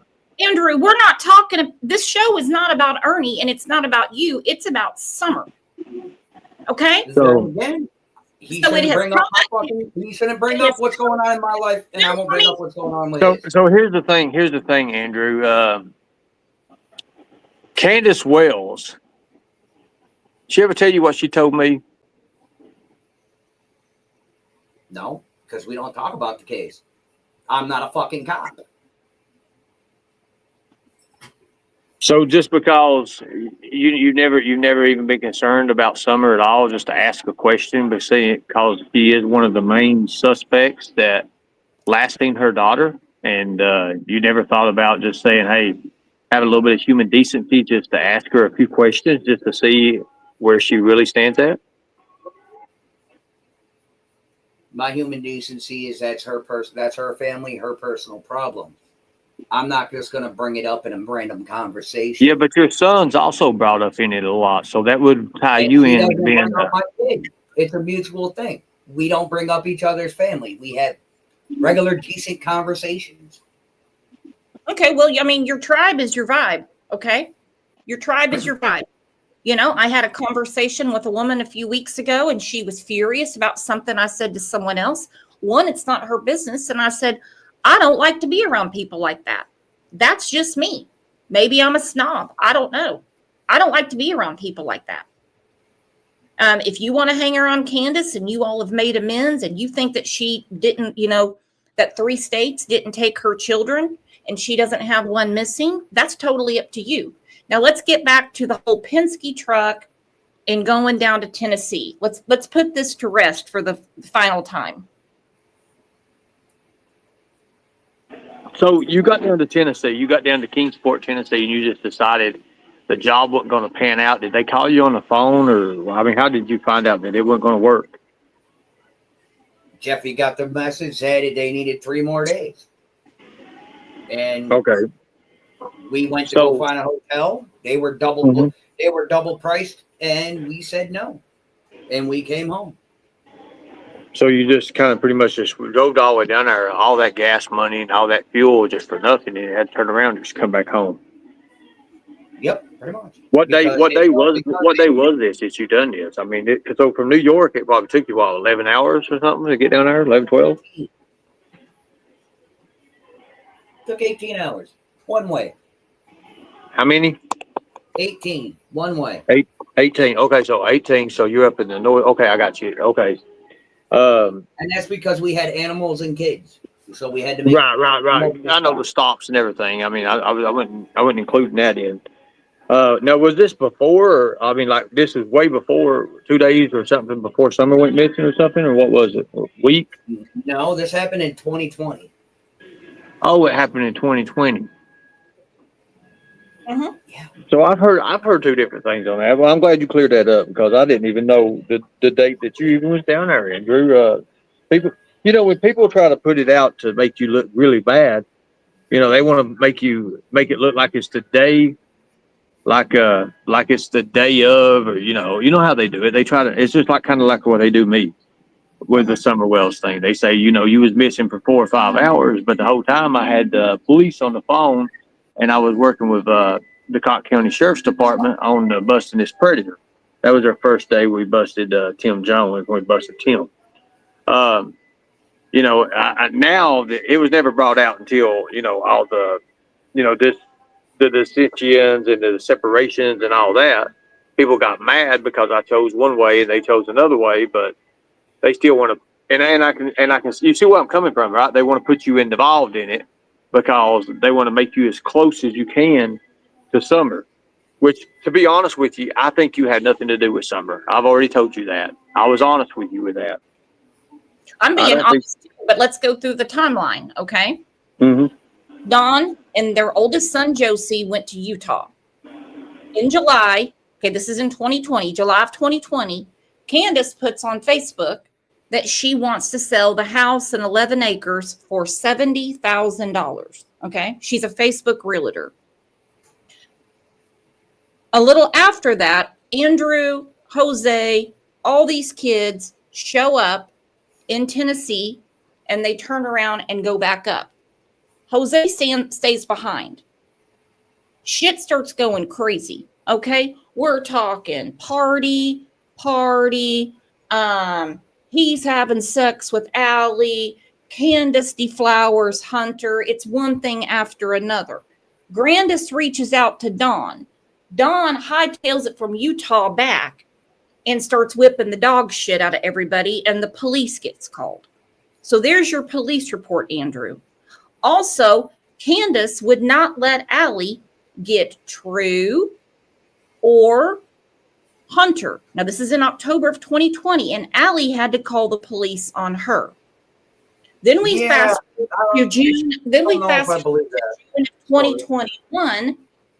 Marlena makes a CPS report about something that happened to her daughter at the Wells home. June 14th, 2021, CPS shows up. They want to see Summer. Summer is not available. The next day, Summer disappears. And that 911 call from Allie was one of the saddest things I've ever heard in my life. She was scared shitless. Do you have that 911 call? I've never heard that. Do you have it? Mm-hmm. Could we play it? It'll take me a while to find it. Hold on. Go ahead. Okay. That's fine. That's fine. I've never heard it. I just heard the call myself, so that's why I said I don't quite frankly believe that story. But if there's a legit recording of the call, shit, my bad. So you've never heard it either, have you, Andrew? No.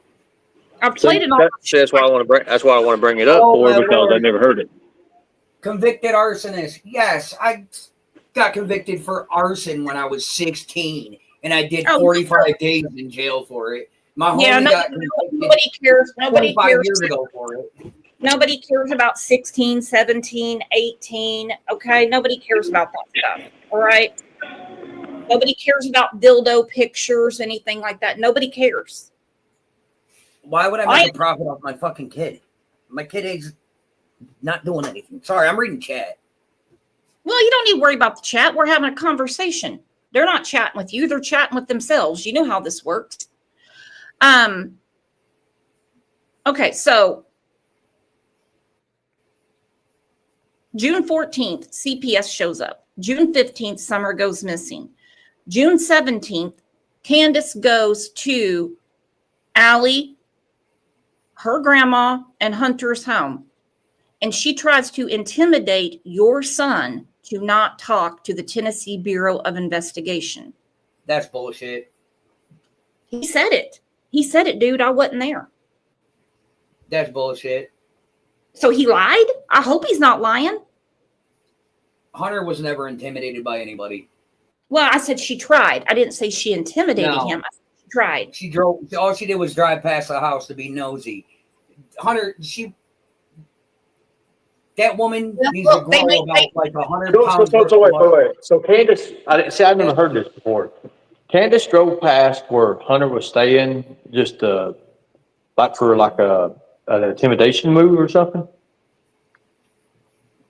Is that what you're saying, Andrew?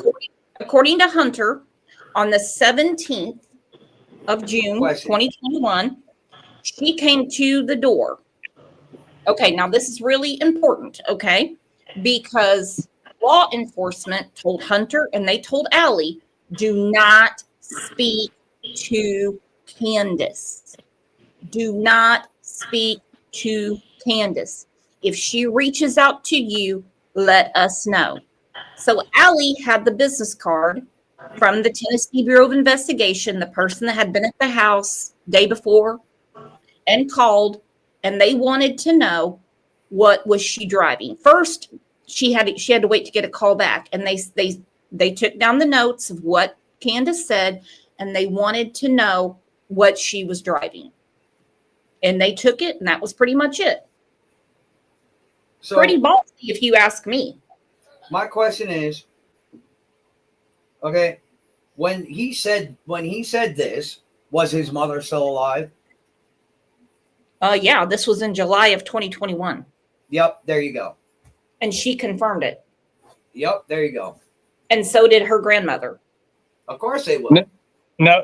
Was this in July or June? It happened in June. They spoke about it in July.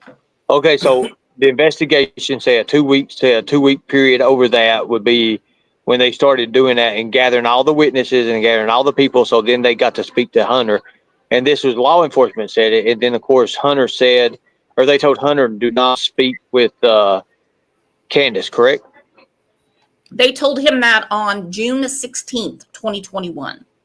On the 17th, okay, that would be that Thursday of that week, she showed up at the house. She asked Hunter, did you say anything about the twisted tea? I guess he told her what he had told him, and she said, that better be all you said. This is what he said. Yeah, I don't believe it. Okay. All right. I mean, if you were to look at the lives when he's talking about the case on my channel, if you look at the difference between now and back when his mom was alive, there's a complete difference.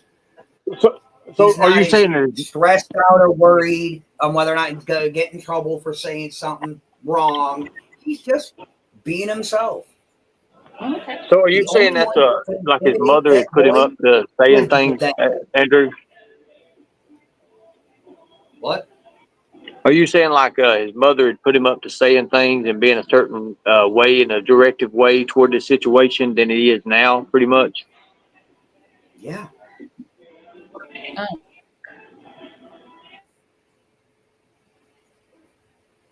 Okay. Well, that's a horrible thing. It really is. Because I mean, at any age you are, if you're making things up for the police, that's a huge, huge, huge crime.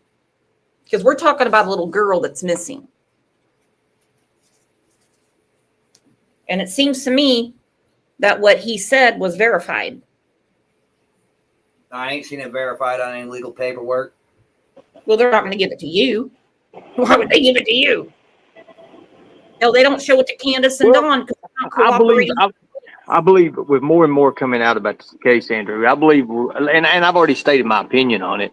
I believe around October or September or October, something's going to be really moving toward the Summer Wells case because of all this stuff coming out. And I know usually when they come out with their status updates on it, that it's usually just a little bit because I know how the TBI is.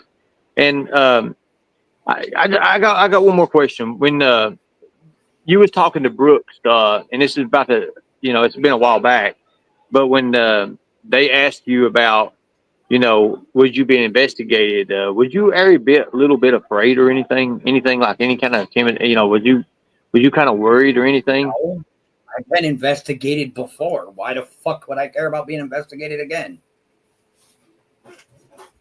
My dude, my rap sheet is longer than your fucking body. Why would I give a shit about? Oh, you're being investigated. Okay. Right. I understand that. So, do you remember when you told it on one of the interviews? You told Hunter it was okay if things were getting hard and everything, that he could just kind of bow out of the questions and pretty much just lie, right? Yeah.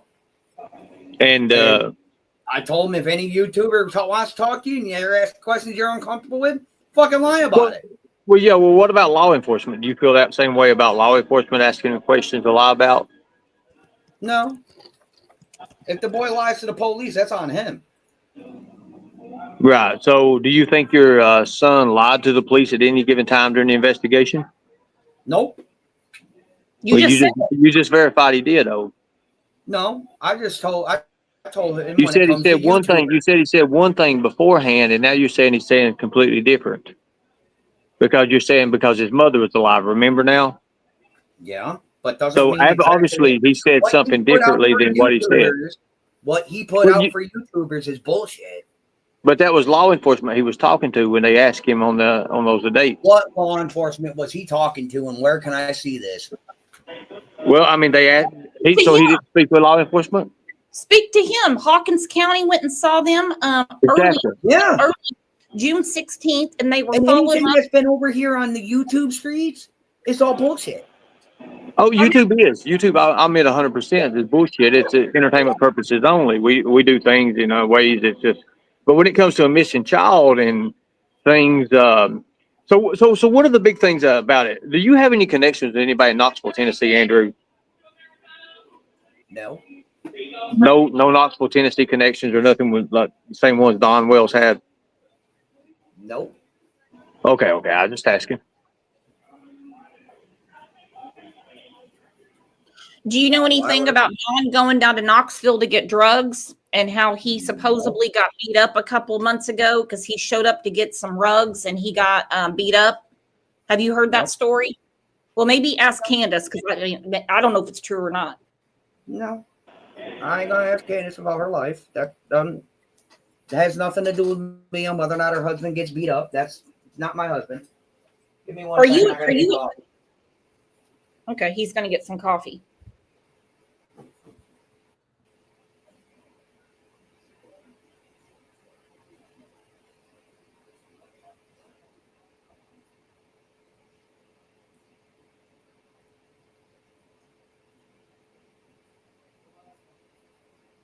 So let me. Did you know that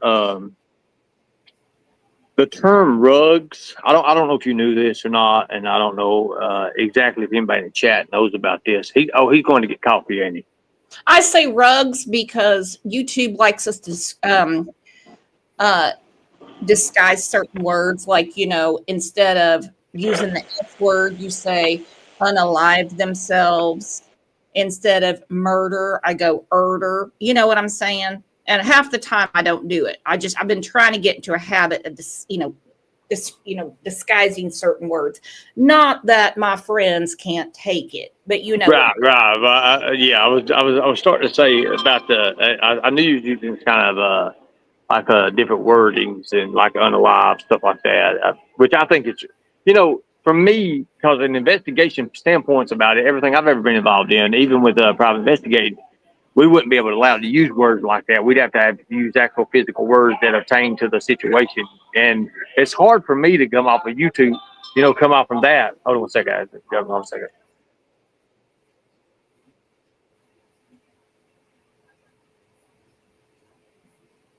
Did you get your coffee, Andrew?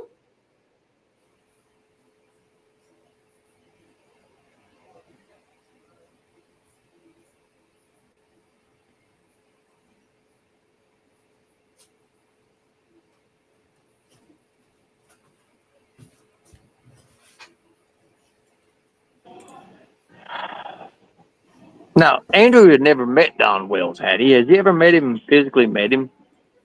No. I didn't think he did. And my biggest problem with him is he never answered my messages when I was trying to get a hold of him when I found out about the situation. So that was my biggest problem. So you reached out to him on via Facebook? Was it Facebook? Yep.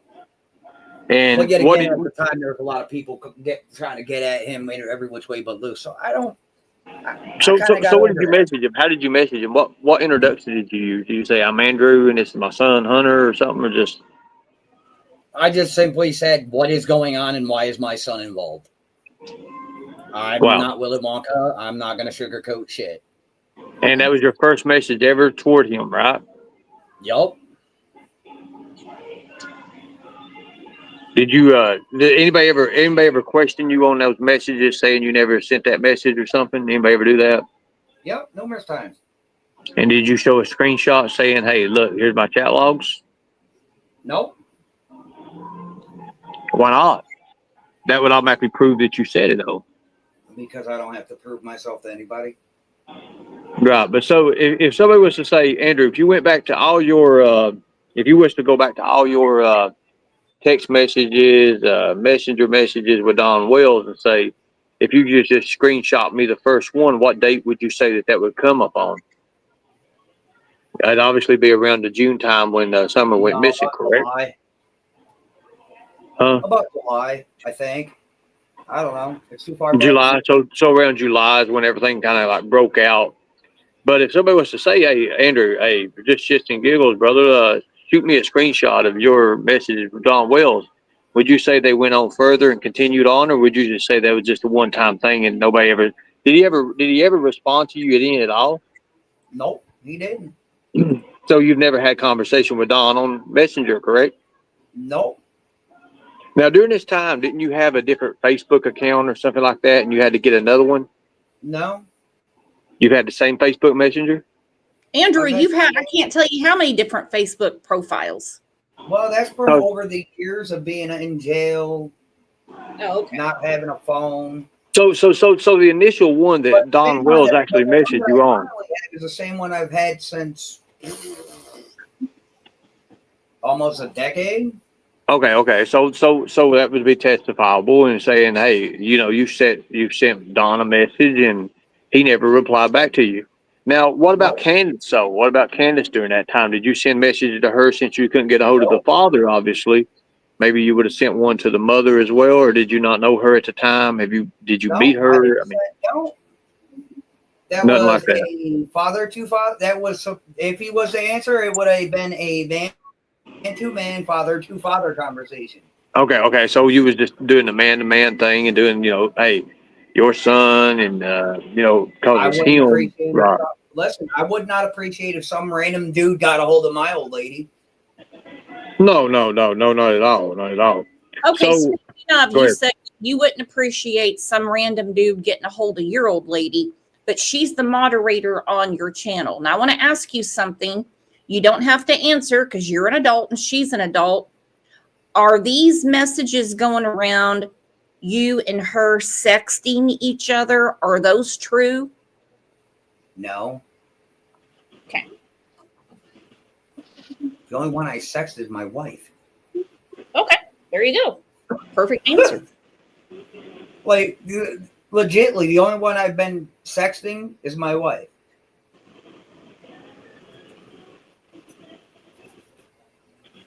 Okay, so what does Dawn think about her being your moderator, knowing that you are Hunter's father and he can't stand Hunter? Not a lot of people can. And I don't know. He hasn't said anything negative about it, so. He probably doesn't know. Oh, I'm sure he does. I'm sure he does. Are you sure he does? Because Candace already told you that. No, She didn't say but that I'm Mom sure was he mad. does because Go ahead. no, nobody said anything about nothing. And if it But, becomes, and if it is an issue that she's a moderator and so her husband has a problem with it, I will have no qualms with taking the right, wrench but you back. you was getting ready to say, I'm sure he does because. What was your reason to say because? Was you going to say something else or just throwing off? No, But you said because. You said, I'm sure he does because. Was you going to say Candace had said something to you prior to let you know ahead of time that he is kind of no, mad, because he's aggravated? probably sitting right there every time she goes and does something on YouTube. So he's always there with her, pretty much, right? I mean, you watch their lives; he's right there. So Yeah, he makes sure she don't mess up and do things like she told me ever again. now you're just reading way too far into that shit. No, well, you're reading it too far into it. Then can I answer this question here? What was the 2 days that she had mentioned to me, Andrew? Do you know anything about that? No. He said, "I'm gonna." You do remember that, though, right? When she said, "I'm gonna tell you in 2 days." We've got to wait 2 days. That's You know what exactly those? what she told Ernie. And then Kathy, who she was with in more ways than one, got in the middle of it. Well, pun intended, got in the middle of it, and also got in the middle of Ernie and Candace's conversation because she was going to come on his live and spill all her guts. Well, I guess that's just a fight between those two. There you go. I told you. Damn, you ought to work for the UN. I didn't know you were this diplomatic.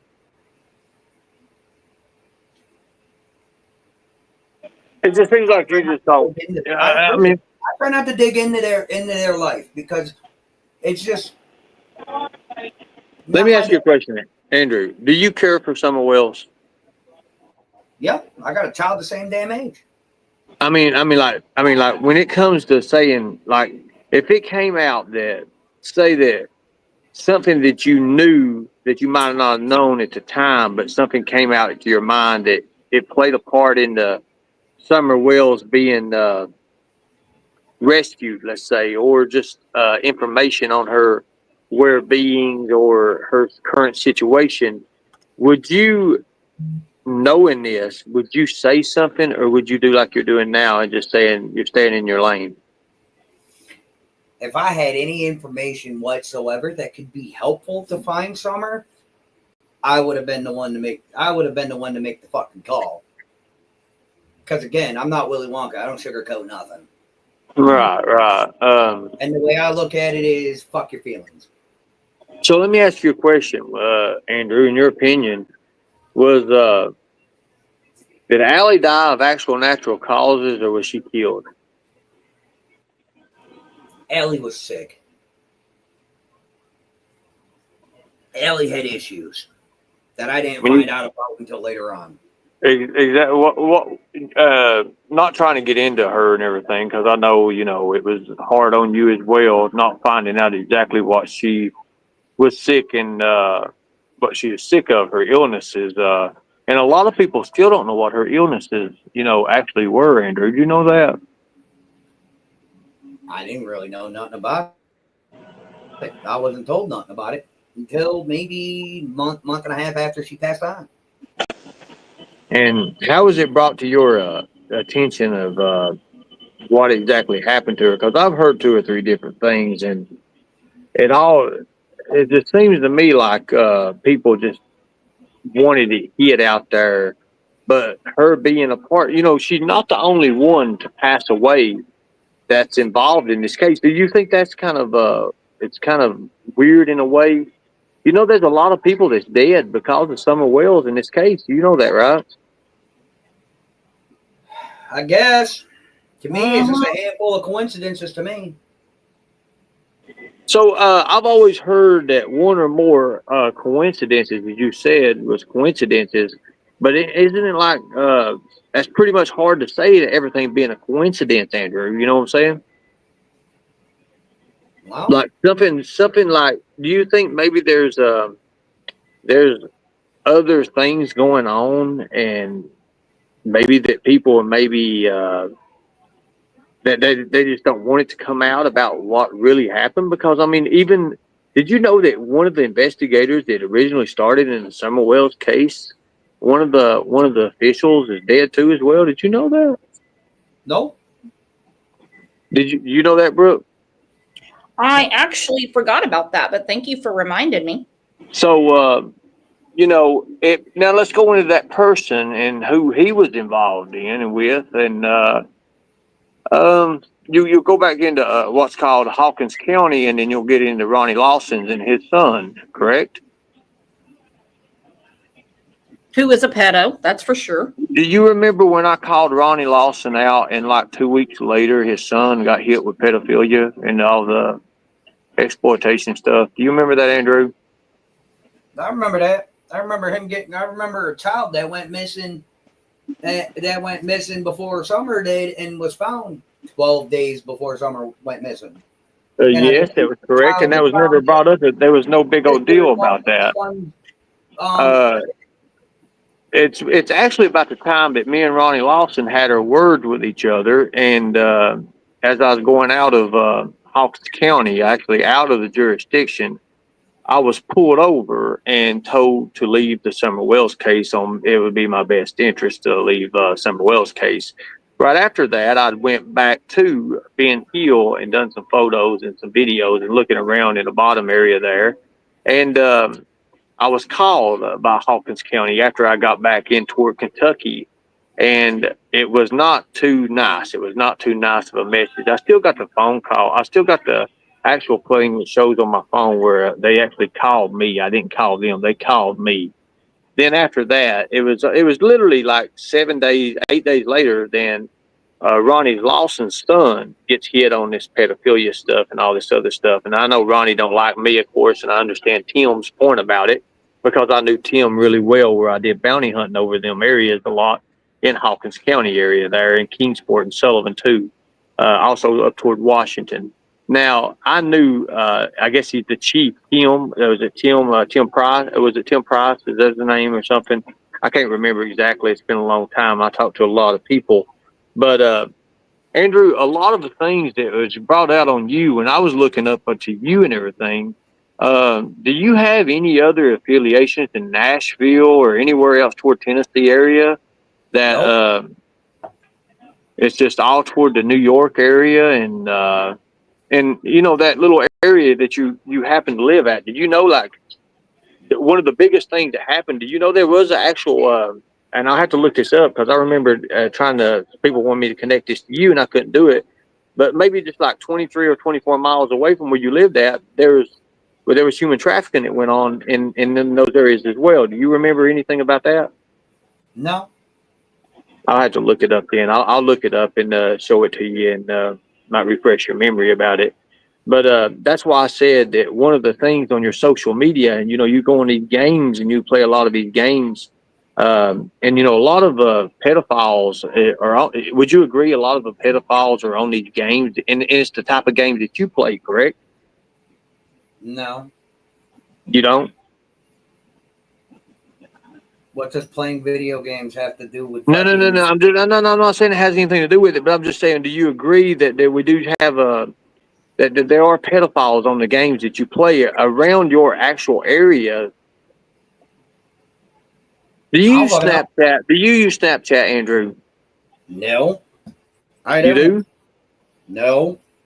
You don't? Nope. Have you ever used Snapchat? I don't use anything besides Facebook. But have you ever used Snapchat? No, I don't fucking know. Probably a long, long time ago. About the time that you sleeping with pedophiles? Nope. You sure? I thought you were friends with Candace on Snapchat. On Snapchat. Andrew.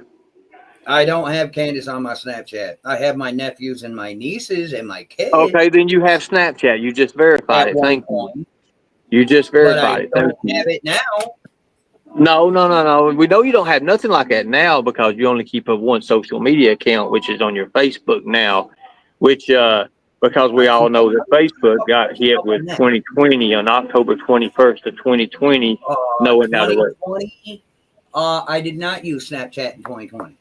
Well, I'm just talking about that's when Facebook actually cracked down on Facebook, the Facebook, not Snapchat.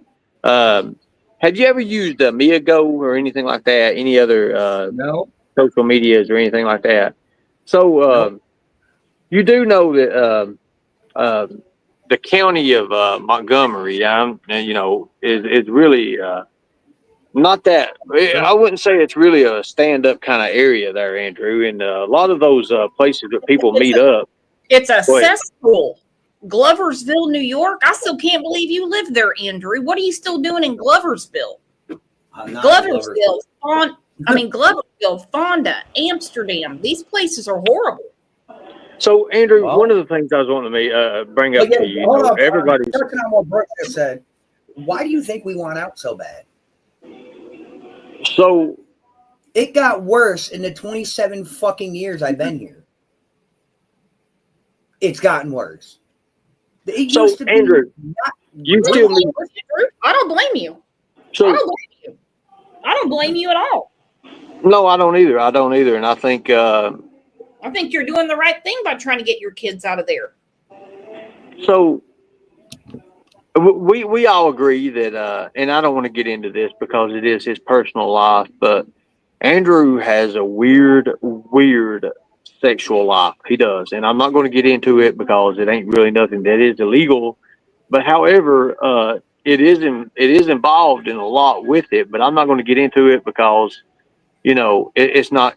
Andrew's already admitted that he does weird things. He loves that weird sexual life. He does. And I know you are. I know you are. And I wasn't, as these people are saying, simping for pineapple juice. I was just making a fucking funny because I ran out of pineapple juice and I thought it was fucking hilarious when I went to go reach for more and there wasn't any. Mm-hmm. So that's all it was. I was just fucking around like I always do. Lord forbid. So yeah, I think everybody knows your sense of humor, Andrew.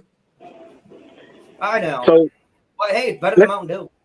So, Andrew, so you used to go to these. Now I know this because a couple people have identified you at some of these places that you've been at. But would you say you've been to a lot of, how they do in New York with the sex parties and stuff like that, right? Like the get-togethers, the group stuff, and everything. Which is nothing illegal about it. I mean, it's probably illegal about what they do there, of course, but as it just being in a hole as it is, it's not really nothing that nobody could ever charge you for or nothing like that. But would you say you participated in those events before? No, I have not. You never have. Do you know a man named Patrick Gilligan? Nope. You don't. So you never went to his house in Fonda for a sex party? Nope. Okay. Bro, I refuse to leave my house to walk 3 blocks to go to the damn store. Seriously? I don't know. You think I'm gonna walk? Well, that's now, but I'm talking about in the past, Andrew. I ain't talking about now. Your whole world's changed now. You've isolated yourself in a way now that it's a lot different than it was. I've heard that you was way out there in the open about certain things. I don't know if it's true or not, but I've heard that there's actually times that you come out there and you're wearing the leather harnesses and all that, which I don't know, for a fact. No, but I heard about it and I didn't know. Again, it could be just. Listen, Ernie, I used to run 40 fucking deep. Okay, used to run the streets just because I was a fucking dickhead. Right. I don't do that shit anymore. I didn't say you did it anymore, but I didn't do no crazy shit in no other place besides my own home. Okay. And most of the parties I went through, I threw myself. Right. Because one thing my mama did teach me is if you're going to have a party, do it in your own home. Right. Well, that's still going to a party. That's still been in the parties, Andrew. I didn't say that type of place it was at. I just said, did you ever go to parties? Did you ever been to parties? And you just admitted that you did go to parties. Now, the parties you did participate in was probably some wild shit. I'll be honest with you. The only parties I went to were my own. That's what I'm saying. Was they pretty wild? Mostly getting high and getting drunk. And getting the cops called on us because I refused to turn my music down. So, loud music, drunk. Sex wasn't really a high point at that time. At that time. So, when did it become a high point in your life? What would you say? When I What was year? 15. When you was 15 years old, experimenting probably. When I was a defiant little bastard and I did whatever I wanted. So how many years would you say from 15 to what years did you say, hey, I don't want to do this no more. I'm like, this ain't for me and I'm done with it. What, the partying or the sex parties? The sex parties. 16. So 1 year. So 1 year. So from 15 to 16, right? 6 months. So 6 months. During that 6 months, how many parties did you go to, Andrew? Or did you throw or be around, associate with? 4. 4 parties. Okay. I threw 4 of my own parties. And it was in your own house, right? No, it was at my buddy's house. I was still living with my mother at that age. So I had to go to my buddy's Well, house. that's what I was saying. So you went somewhere to do it. So you're saying as an adult, you never participated in those sort of parties, no satanic rituals, no kind of anything of that nature, right? Never did want to do any of that, right? Nope. If you want to count going to jail as a ritualistic fucking thing, sure. No, I didn't know that. I just heard that you had participated in sex parties with just certain, No. weird shit that went on there. I didn't know. I don't even know him. Huh? Now, Andrew, I know you need $40, and I've got $40 for you, but not until you send me a picture. You have my phone number of you in that leather harness, because I swear to God, I'm going to send it to you. I'm going to use it as a Christmas card. Okay. I don't have a leather harness. Come on, Andrew. I have. No, I really don't. I have. Let's talk. What did you have? What did you have, Andrew? Tell us about it. We've been friends for a long time. What did I have? I didn't have any of that kind of crazy shit. What do you got? What have you got? Real, huh? Rope. I had rope. That's all you get. Wait. So you have rope, Andrew. Is it a special type of rope? No, it was dollar store rope. Oh, so you use dollar store rope. So you like to tie people up, don't you, Andrew? Or do you like to be tied up? Depending on the evening. Oh, depending on the evening. So would you say that's an occurrence now, or did that go out when you was 15 or 16 years old, since you still have the rope? No, that shit went out. Like, fuck. Just before my... Go ahead. Just after I got back to New York, after I went to Georgia. So I'd say 2015. Right, 2015. Yeah, that shit went out. So how many would you say you probably tied up, Andrew? In my lifetime? Probably 2. So 2 people, probably the same person. Your first wife? First wife and the girlfriend I had between her and my second wife. Wow. And you don't have nothing but rope, right? There was never no leather harnesses or nothing of that. I thought, why would somebody say that you went to a party in a leather harness? I wonder why. I don't know. People are crazy. People like to make stuff up because it's fun. Yeah. Well, it wasn't nobody doing the Summer Well. It wasn't in the Summer Wells community. They just somebody that thought they might have known you or something. No, people. The 2 females that we had, very extracurricular activity. I had very extracurricular activities with.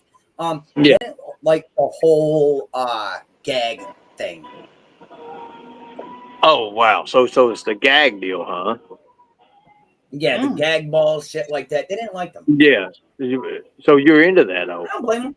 Andrew, I have a question No, from the not so chat. not so much anymore. Andrew, I have was a at one question point. from the chat, and everyone that says should be about Summer Wells, should be about Summer Wells. This is about Andrew's new alliance with Summer's mother, Candace. So if you're having an issue following, I really wouldn't call it an alliance. I'd call it a mutual. I'd call it a she's your moderator, and you've forgiven her and your friends. Not a Drama Nana said, real question, where were you in Salisbury, New York in 2008, Andrew? No, I wasn't in Salisbury, New York in 08. I was actually here. Well, I was actually in Gloversville producing my son. Okay.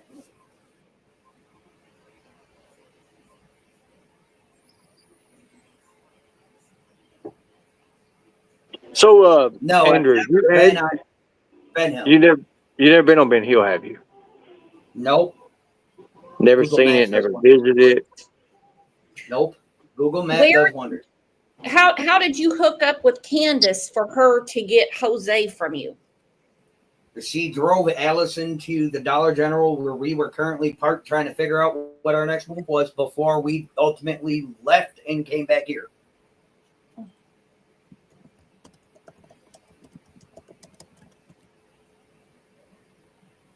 Because Allison doesn't drive. Allison doesn't drive. Are you kidding me? No. Of course she does. She was the one that she was sitting at that same dollar store when she had to call 911 in her car because Candace was that was her mother's car. Sorry. No, okay. So, was you aware that, Andrew, that Don Wells is a dominatrix type kind of person? Nope. Like I said, that's between him and his old lady. So you do, but have you ever heard that before now? Nope. Yeah, Don Wells admits that he is a dominatrix kind of guy. He likes his mistresses, and he likes his he likes that what is it, that BDSM stuff. I didn't know if you knew that or not. The reason I asked that and everything is because have you ever heard of I can't remember the medical term for it. Let me get my notes here. Hold on one second here. I'm actually got my notebook. While you do that, I'm going to play something real quick. This might shock. This might shock Andrew. This is from Cold Cases with Colette. I don't know where she clipped it from. I'm sure we'll recognize a voice. Did you know that Benny Keys knew Dawn before Summer went missing? Yeah, that was already out there.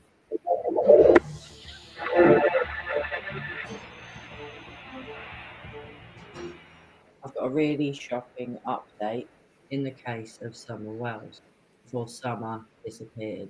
If this is true, this really stinks. This stinks really, really bad. If Benny did know Don before Summer disappeared, could he somehow be involved in her disappearance? I wonder. This really is shocking news, and I'm sure it won't be long before Benny goes live to have a rant at Ernie and Candace. I should imagine he's going to be fuming about this. Where this has suddenly come from, I don't know. I can only imagine that Candace has told Ernie this. I do not know why Candace would lie about this. But then again, Candace has come home to tell a fib or two, so I cannot confirm if BK indeed know Dom before Summer got wrong. Your guess is as good as mine. If he really did know Dom, it's very dodgy and a massive red flag. You know that Benny reportedly, rumored, was at a sex party on the hill with Dawn and Candace. That I didn't know. Your new buddy, Candace. Well, that was I remember this. This is when I got Don Wells to admit that he bent Benny Keys over on the couch and gave him some meth up his butt or something like that. And he said he made Benny his bitch or something. Anyways, I don't know much about that, but Did you know that ball gag? You know what a ball gag is, Andrew? Yeah. Do you know what happens when a child has their mouth with a ball gag in their mouth? What it does to their mouth? They get these marks around their. Well, let me just tell you, they get these marks around their mouth where their mouth are so little, and these ball gags are actually obviously they're not made for children, but they're made for adults. So one thing that always questioned me, and I don't know if is it okay to go into this, Brooke, right now? I mean, since all this is coming out, do you want me to go into this? Yeah, go ahead. Okay, so ball gags are obviously not made for children, right? Correct, right? But if you look at Summer's mouth had what was called marks by stretch marks. Now, a lot of people that are killed and found that have been hurt, harmed, sexually molested in the way they're found, most of them have this places on their mouth. They have these places on their mouth that's stretched. You can look this up actually, and so obviously we know that these devices, these ball gags, are not made for children. But Don talks about him being heavily into the dominatrix part with BDSM. Well, if you study anything about BDSM, you'll understand that one of the biggest things that BDSM that they practice is the ball gag method. Summer has those same stretch marks and stretches on her mouth as well. Also, Summer also has so what a lot of people don't understand is when a kid's skin is very, very tender. It's not like an adult. As we grow older, our skin toughens. It toughens up. So a lot of those places that we thought was actually cigarette burns that was on Summer, and it could have still been cigarette burns, but I think it was more of candle wax burns that was on a kid because candle wax will burn. Before anyone gets upset, Nana's Angels spoke about this as well. So this is something that I've been looking at and looking into because I told you I was getting back into it, and I've been really quiet about it, and I'm not putting it on my lives or nothing, but I'm starting to study it and looking into it the right way, the way it needs to be looked into. So the photos that need to be studied, and this is a TBI, and I've even talked to a few law enforcement officers. As you know, Brooke, I talked to them all. You know that. So you verified that last live of yours. You know, you wouldn't even have me up if I wasn't something credible or something to do that with. But one thing that I think that a lot of law enforcement miss, because again, these deviancy stuff, these crimes, they're not just a criminal act. You know, child pedophilia. And the thing about pedophiles is, did you know that pedophiles, they concentrate on one of two things? You know, they got to have the control and the power, of course, but they also want to press limits. They want to increase that limit. So one of the things they do on orifices is called stretching. So with that, I'm pretty sure where you understand where we're getting at. So what they should do, you know, is go back and look at those photos, and you can look at every time you see Summer, her face, her jaw. You can see the marks on her jaws. You can see it. It's nothing that's. So Holly from Common Sense True Crime, she did a video about it. Sorry, I didn't mean to interrupt. I never did it. I never watched your channel there, but I do want to watch that. Common Sense. Is that her? Is Common Sense True Crime is her channel name? Oh yeah, she does great work. Oh, I would love to see that. I would love to see that. I'd like to see. I'd like to go into things that that could typically happen. Because one of the things I asked Don Wells in that when I got him talking about the dominatrix stuff, and he was talking about the mistresses, and I said, "Oh yeah, you like all that domination stuff, don't you?" And he was like, "Yeah, yeah, yeah." And I got his mind going into that. I kind of took his mind off the position of where he was at and put it into another position, a different, like an alternate reality of what he could be fantasizing about or something like that. That's kind of like when I was interviewing him. That's one reason I had the water in the background, because it automatically relaxes when you have water and you start talking about things. Now, I am going to continue into what I'm talking about, doing this, even more investigation in it, so I can actually come full circle around it. But now, Andrew, do you know anything about dominatrix or stuff like that? Or is that your typical? Is that your ordeal too? Is that you like that stuff? No. You're just the kind of guy that just ties people up.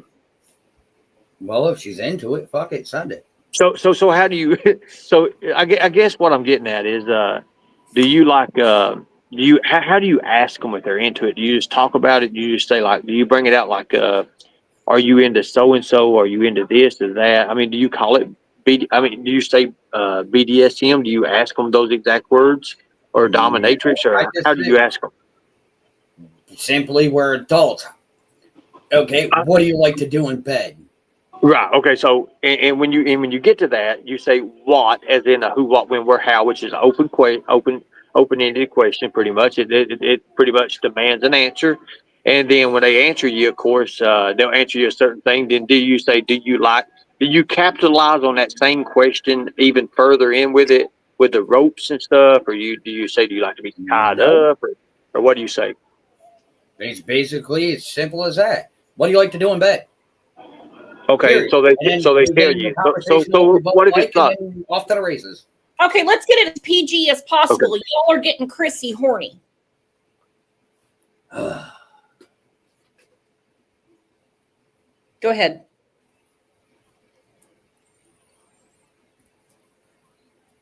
Poor Chrissy. Chrissy's on the way Chrissy's on the way to the dollar store to get some rope. The reason I was getting into that and the questions that was for is the connection. I didn't know if you just didn't have if you had the same attributes as Don did, because Don really well. I mean, he was all about it. He was all about all that stuff. And then when you name ropes, of course, in my studies and I looked at, ropes is one of the most top things that, that's like levels. I mean, there's like levels to it or something. I heard. Is that correct? There's levels to it. No, it's just rope.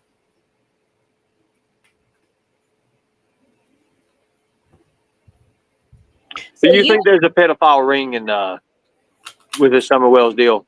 What's your opinion, Andrew? I'm gonna bow out. No, not that I know. Well, Andrew, I understand that you have no issues with Candace, and that's fine. I actually have a song for the two of you. Okay, I'm gonna take everybody back to the 80s. My buddy, my buddy, my buddy, my buddy. Wherever I go, he goes. My buddy, my buddy, my buddy, my buddy. I'll teach him everything that I know. And look, the My Buddy doll looks like Candace. Look at that, Andrew. Oh, my buddy and me. Some things are worth a good $3,000, depending on the condition these days. My buddy, my buddy, my buddy, my buddy, my buddy and me. Is that you and Candace? It kind of looks like Candace. No. Okay. Well, I really appreciate you coming up, Andrew, and speaking with me and Ernie. Do you know why True lost custody of her baby? As far as I know, as of 2 weeks ago, she didn't. Okay. Hey, I do appreciate talking with you, Andrew. I know that we had a little bit of a spitter spatter there for a minute, but hey, I've already told everybody. I told everybody my opinion on you, and we all agreed. And I have no hard feelings and no issues with you, man. I mean, everybody to each their own, I guess. Yeah. Absolutely. Well, I want a big round of applause for Andrew and Ernie real quick. And then I have something to say.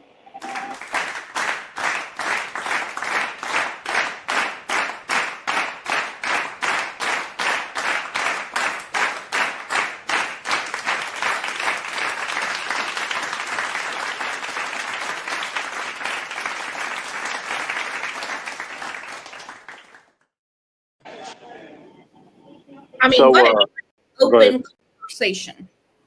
It was, and it was different, and I didn't really want to take it as far as it did, but the thing that keeps going back in my mind is it's the association. It's the association with all of it, with what we see now. And as far as it's coming out now, more and more people are starting to see. And I hope everybody could just see that I wasn't just trying to be wrong on it. But also something else too, not to get off the subject, but everybody got to see about the Shelby Shell thing today as well, and that there is no Innocence Project working on Shelby Shell's release from the immediate jail. So I mean, Well, if it's okay, I want to talk about that tomorrow. Is that okay with you, Ernie? that's fine. Just invite me up about 10. Is that okay? That's fine by me. And I see some people coming in and they're saying some things about Ernie. Listen, Ernie's my friend. Okay. I don't have to agree with everything Ernie has done in his past, and he doesn't have to agree with everything I've done in my past.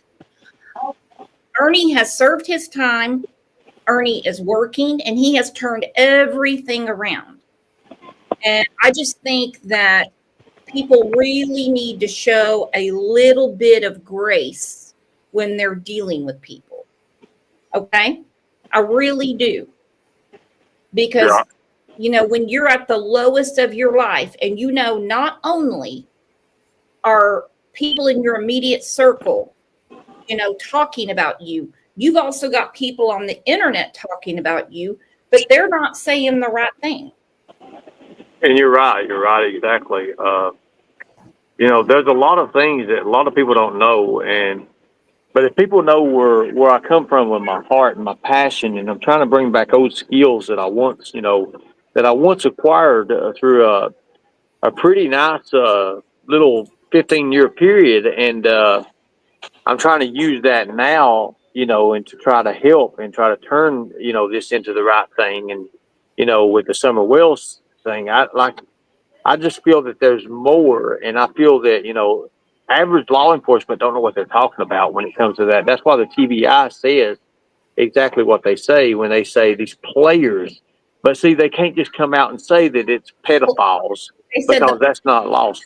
Players in this drama. Exactly. But it's the same thing. They're hiding it. They hide you from the truth. That's why they keep spinning it in a circle.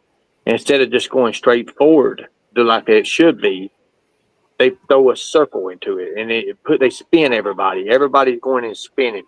But I do think it's going to come out. And if y'all don't care, if you subscribe to my channel, it's Unlock Your Reality with the number 1. Unlock Your Reality with number 1. I'd appreciate that. And I look forward to talking to you about Lisa K and Shelby tomorrow. I think that's going to be very interesting. Oh, absolutely. Absolutely. Because there's no reason for you to get drug into it. What you have done is you don't want to be bothered with any of this stuff. No, I don't want anything to do with it. That's why we forwarded the phone calls, and we'll have them here soon anyway. So, Andrew, any day of the week, okay? You can turn things around for yourself, hun. Okay? Any day of the week, you can have a better relationship with Hunter, whatever you want. You can't be done overnight, but you can try a little at a time. I really like you, Andrew. I do. And I think it's nice that you're giving Candace some grace and a chance.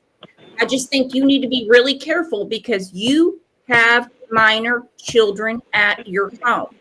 And you already know because you filed a CPS report what Candace did to another child of yours. Oh, I know. Okay. That's why my kids don't go too far from me at all. There you go. Exactly. Hey, Andrew, did you not like that My Buddy commercial? Can I play it one more time? Listen. That's you. That's you and Candace. That shit was still playing. My buddy, wherever I go, he goes. My buddy, I'll teach him everything that I know. My buddy and me, like the climb up a tree. My buddy and me, we're the best friends could be. My buddy and me. I'm about to shit myself. I'm laughing so hard. All right, Andrew, thank you again. I'm sorry. That was hilarious, Andrew. You have to admit that was damn funny. Thanks for making me feel old. I know, exactly. I know. That's all it's doing is making me feel old. Thanks. I know. All right. My kids watch cartoons from the 90s and they watch them with the commercials and they're like, hey, can we get this toy? It's like, they don't make them anymore. Oh my gosh, that's hilarious.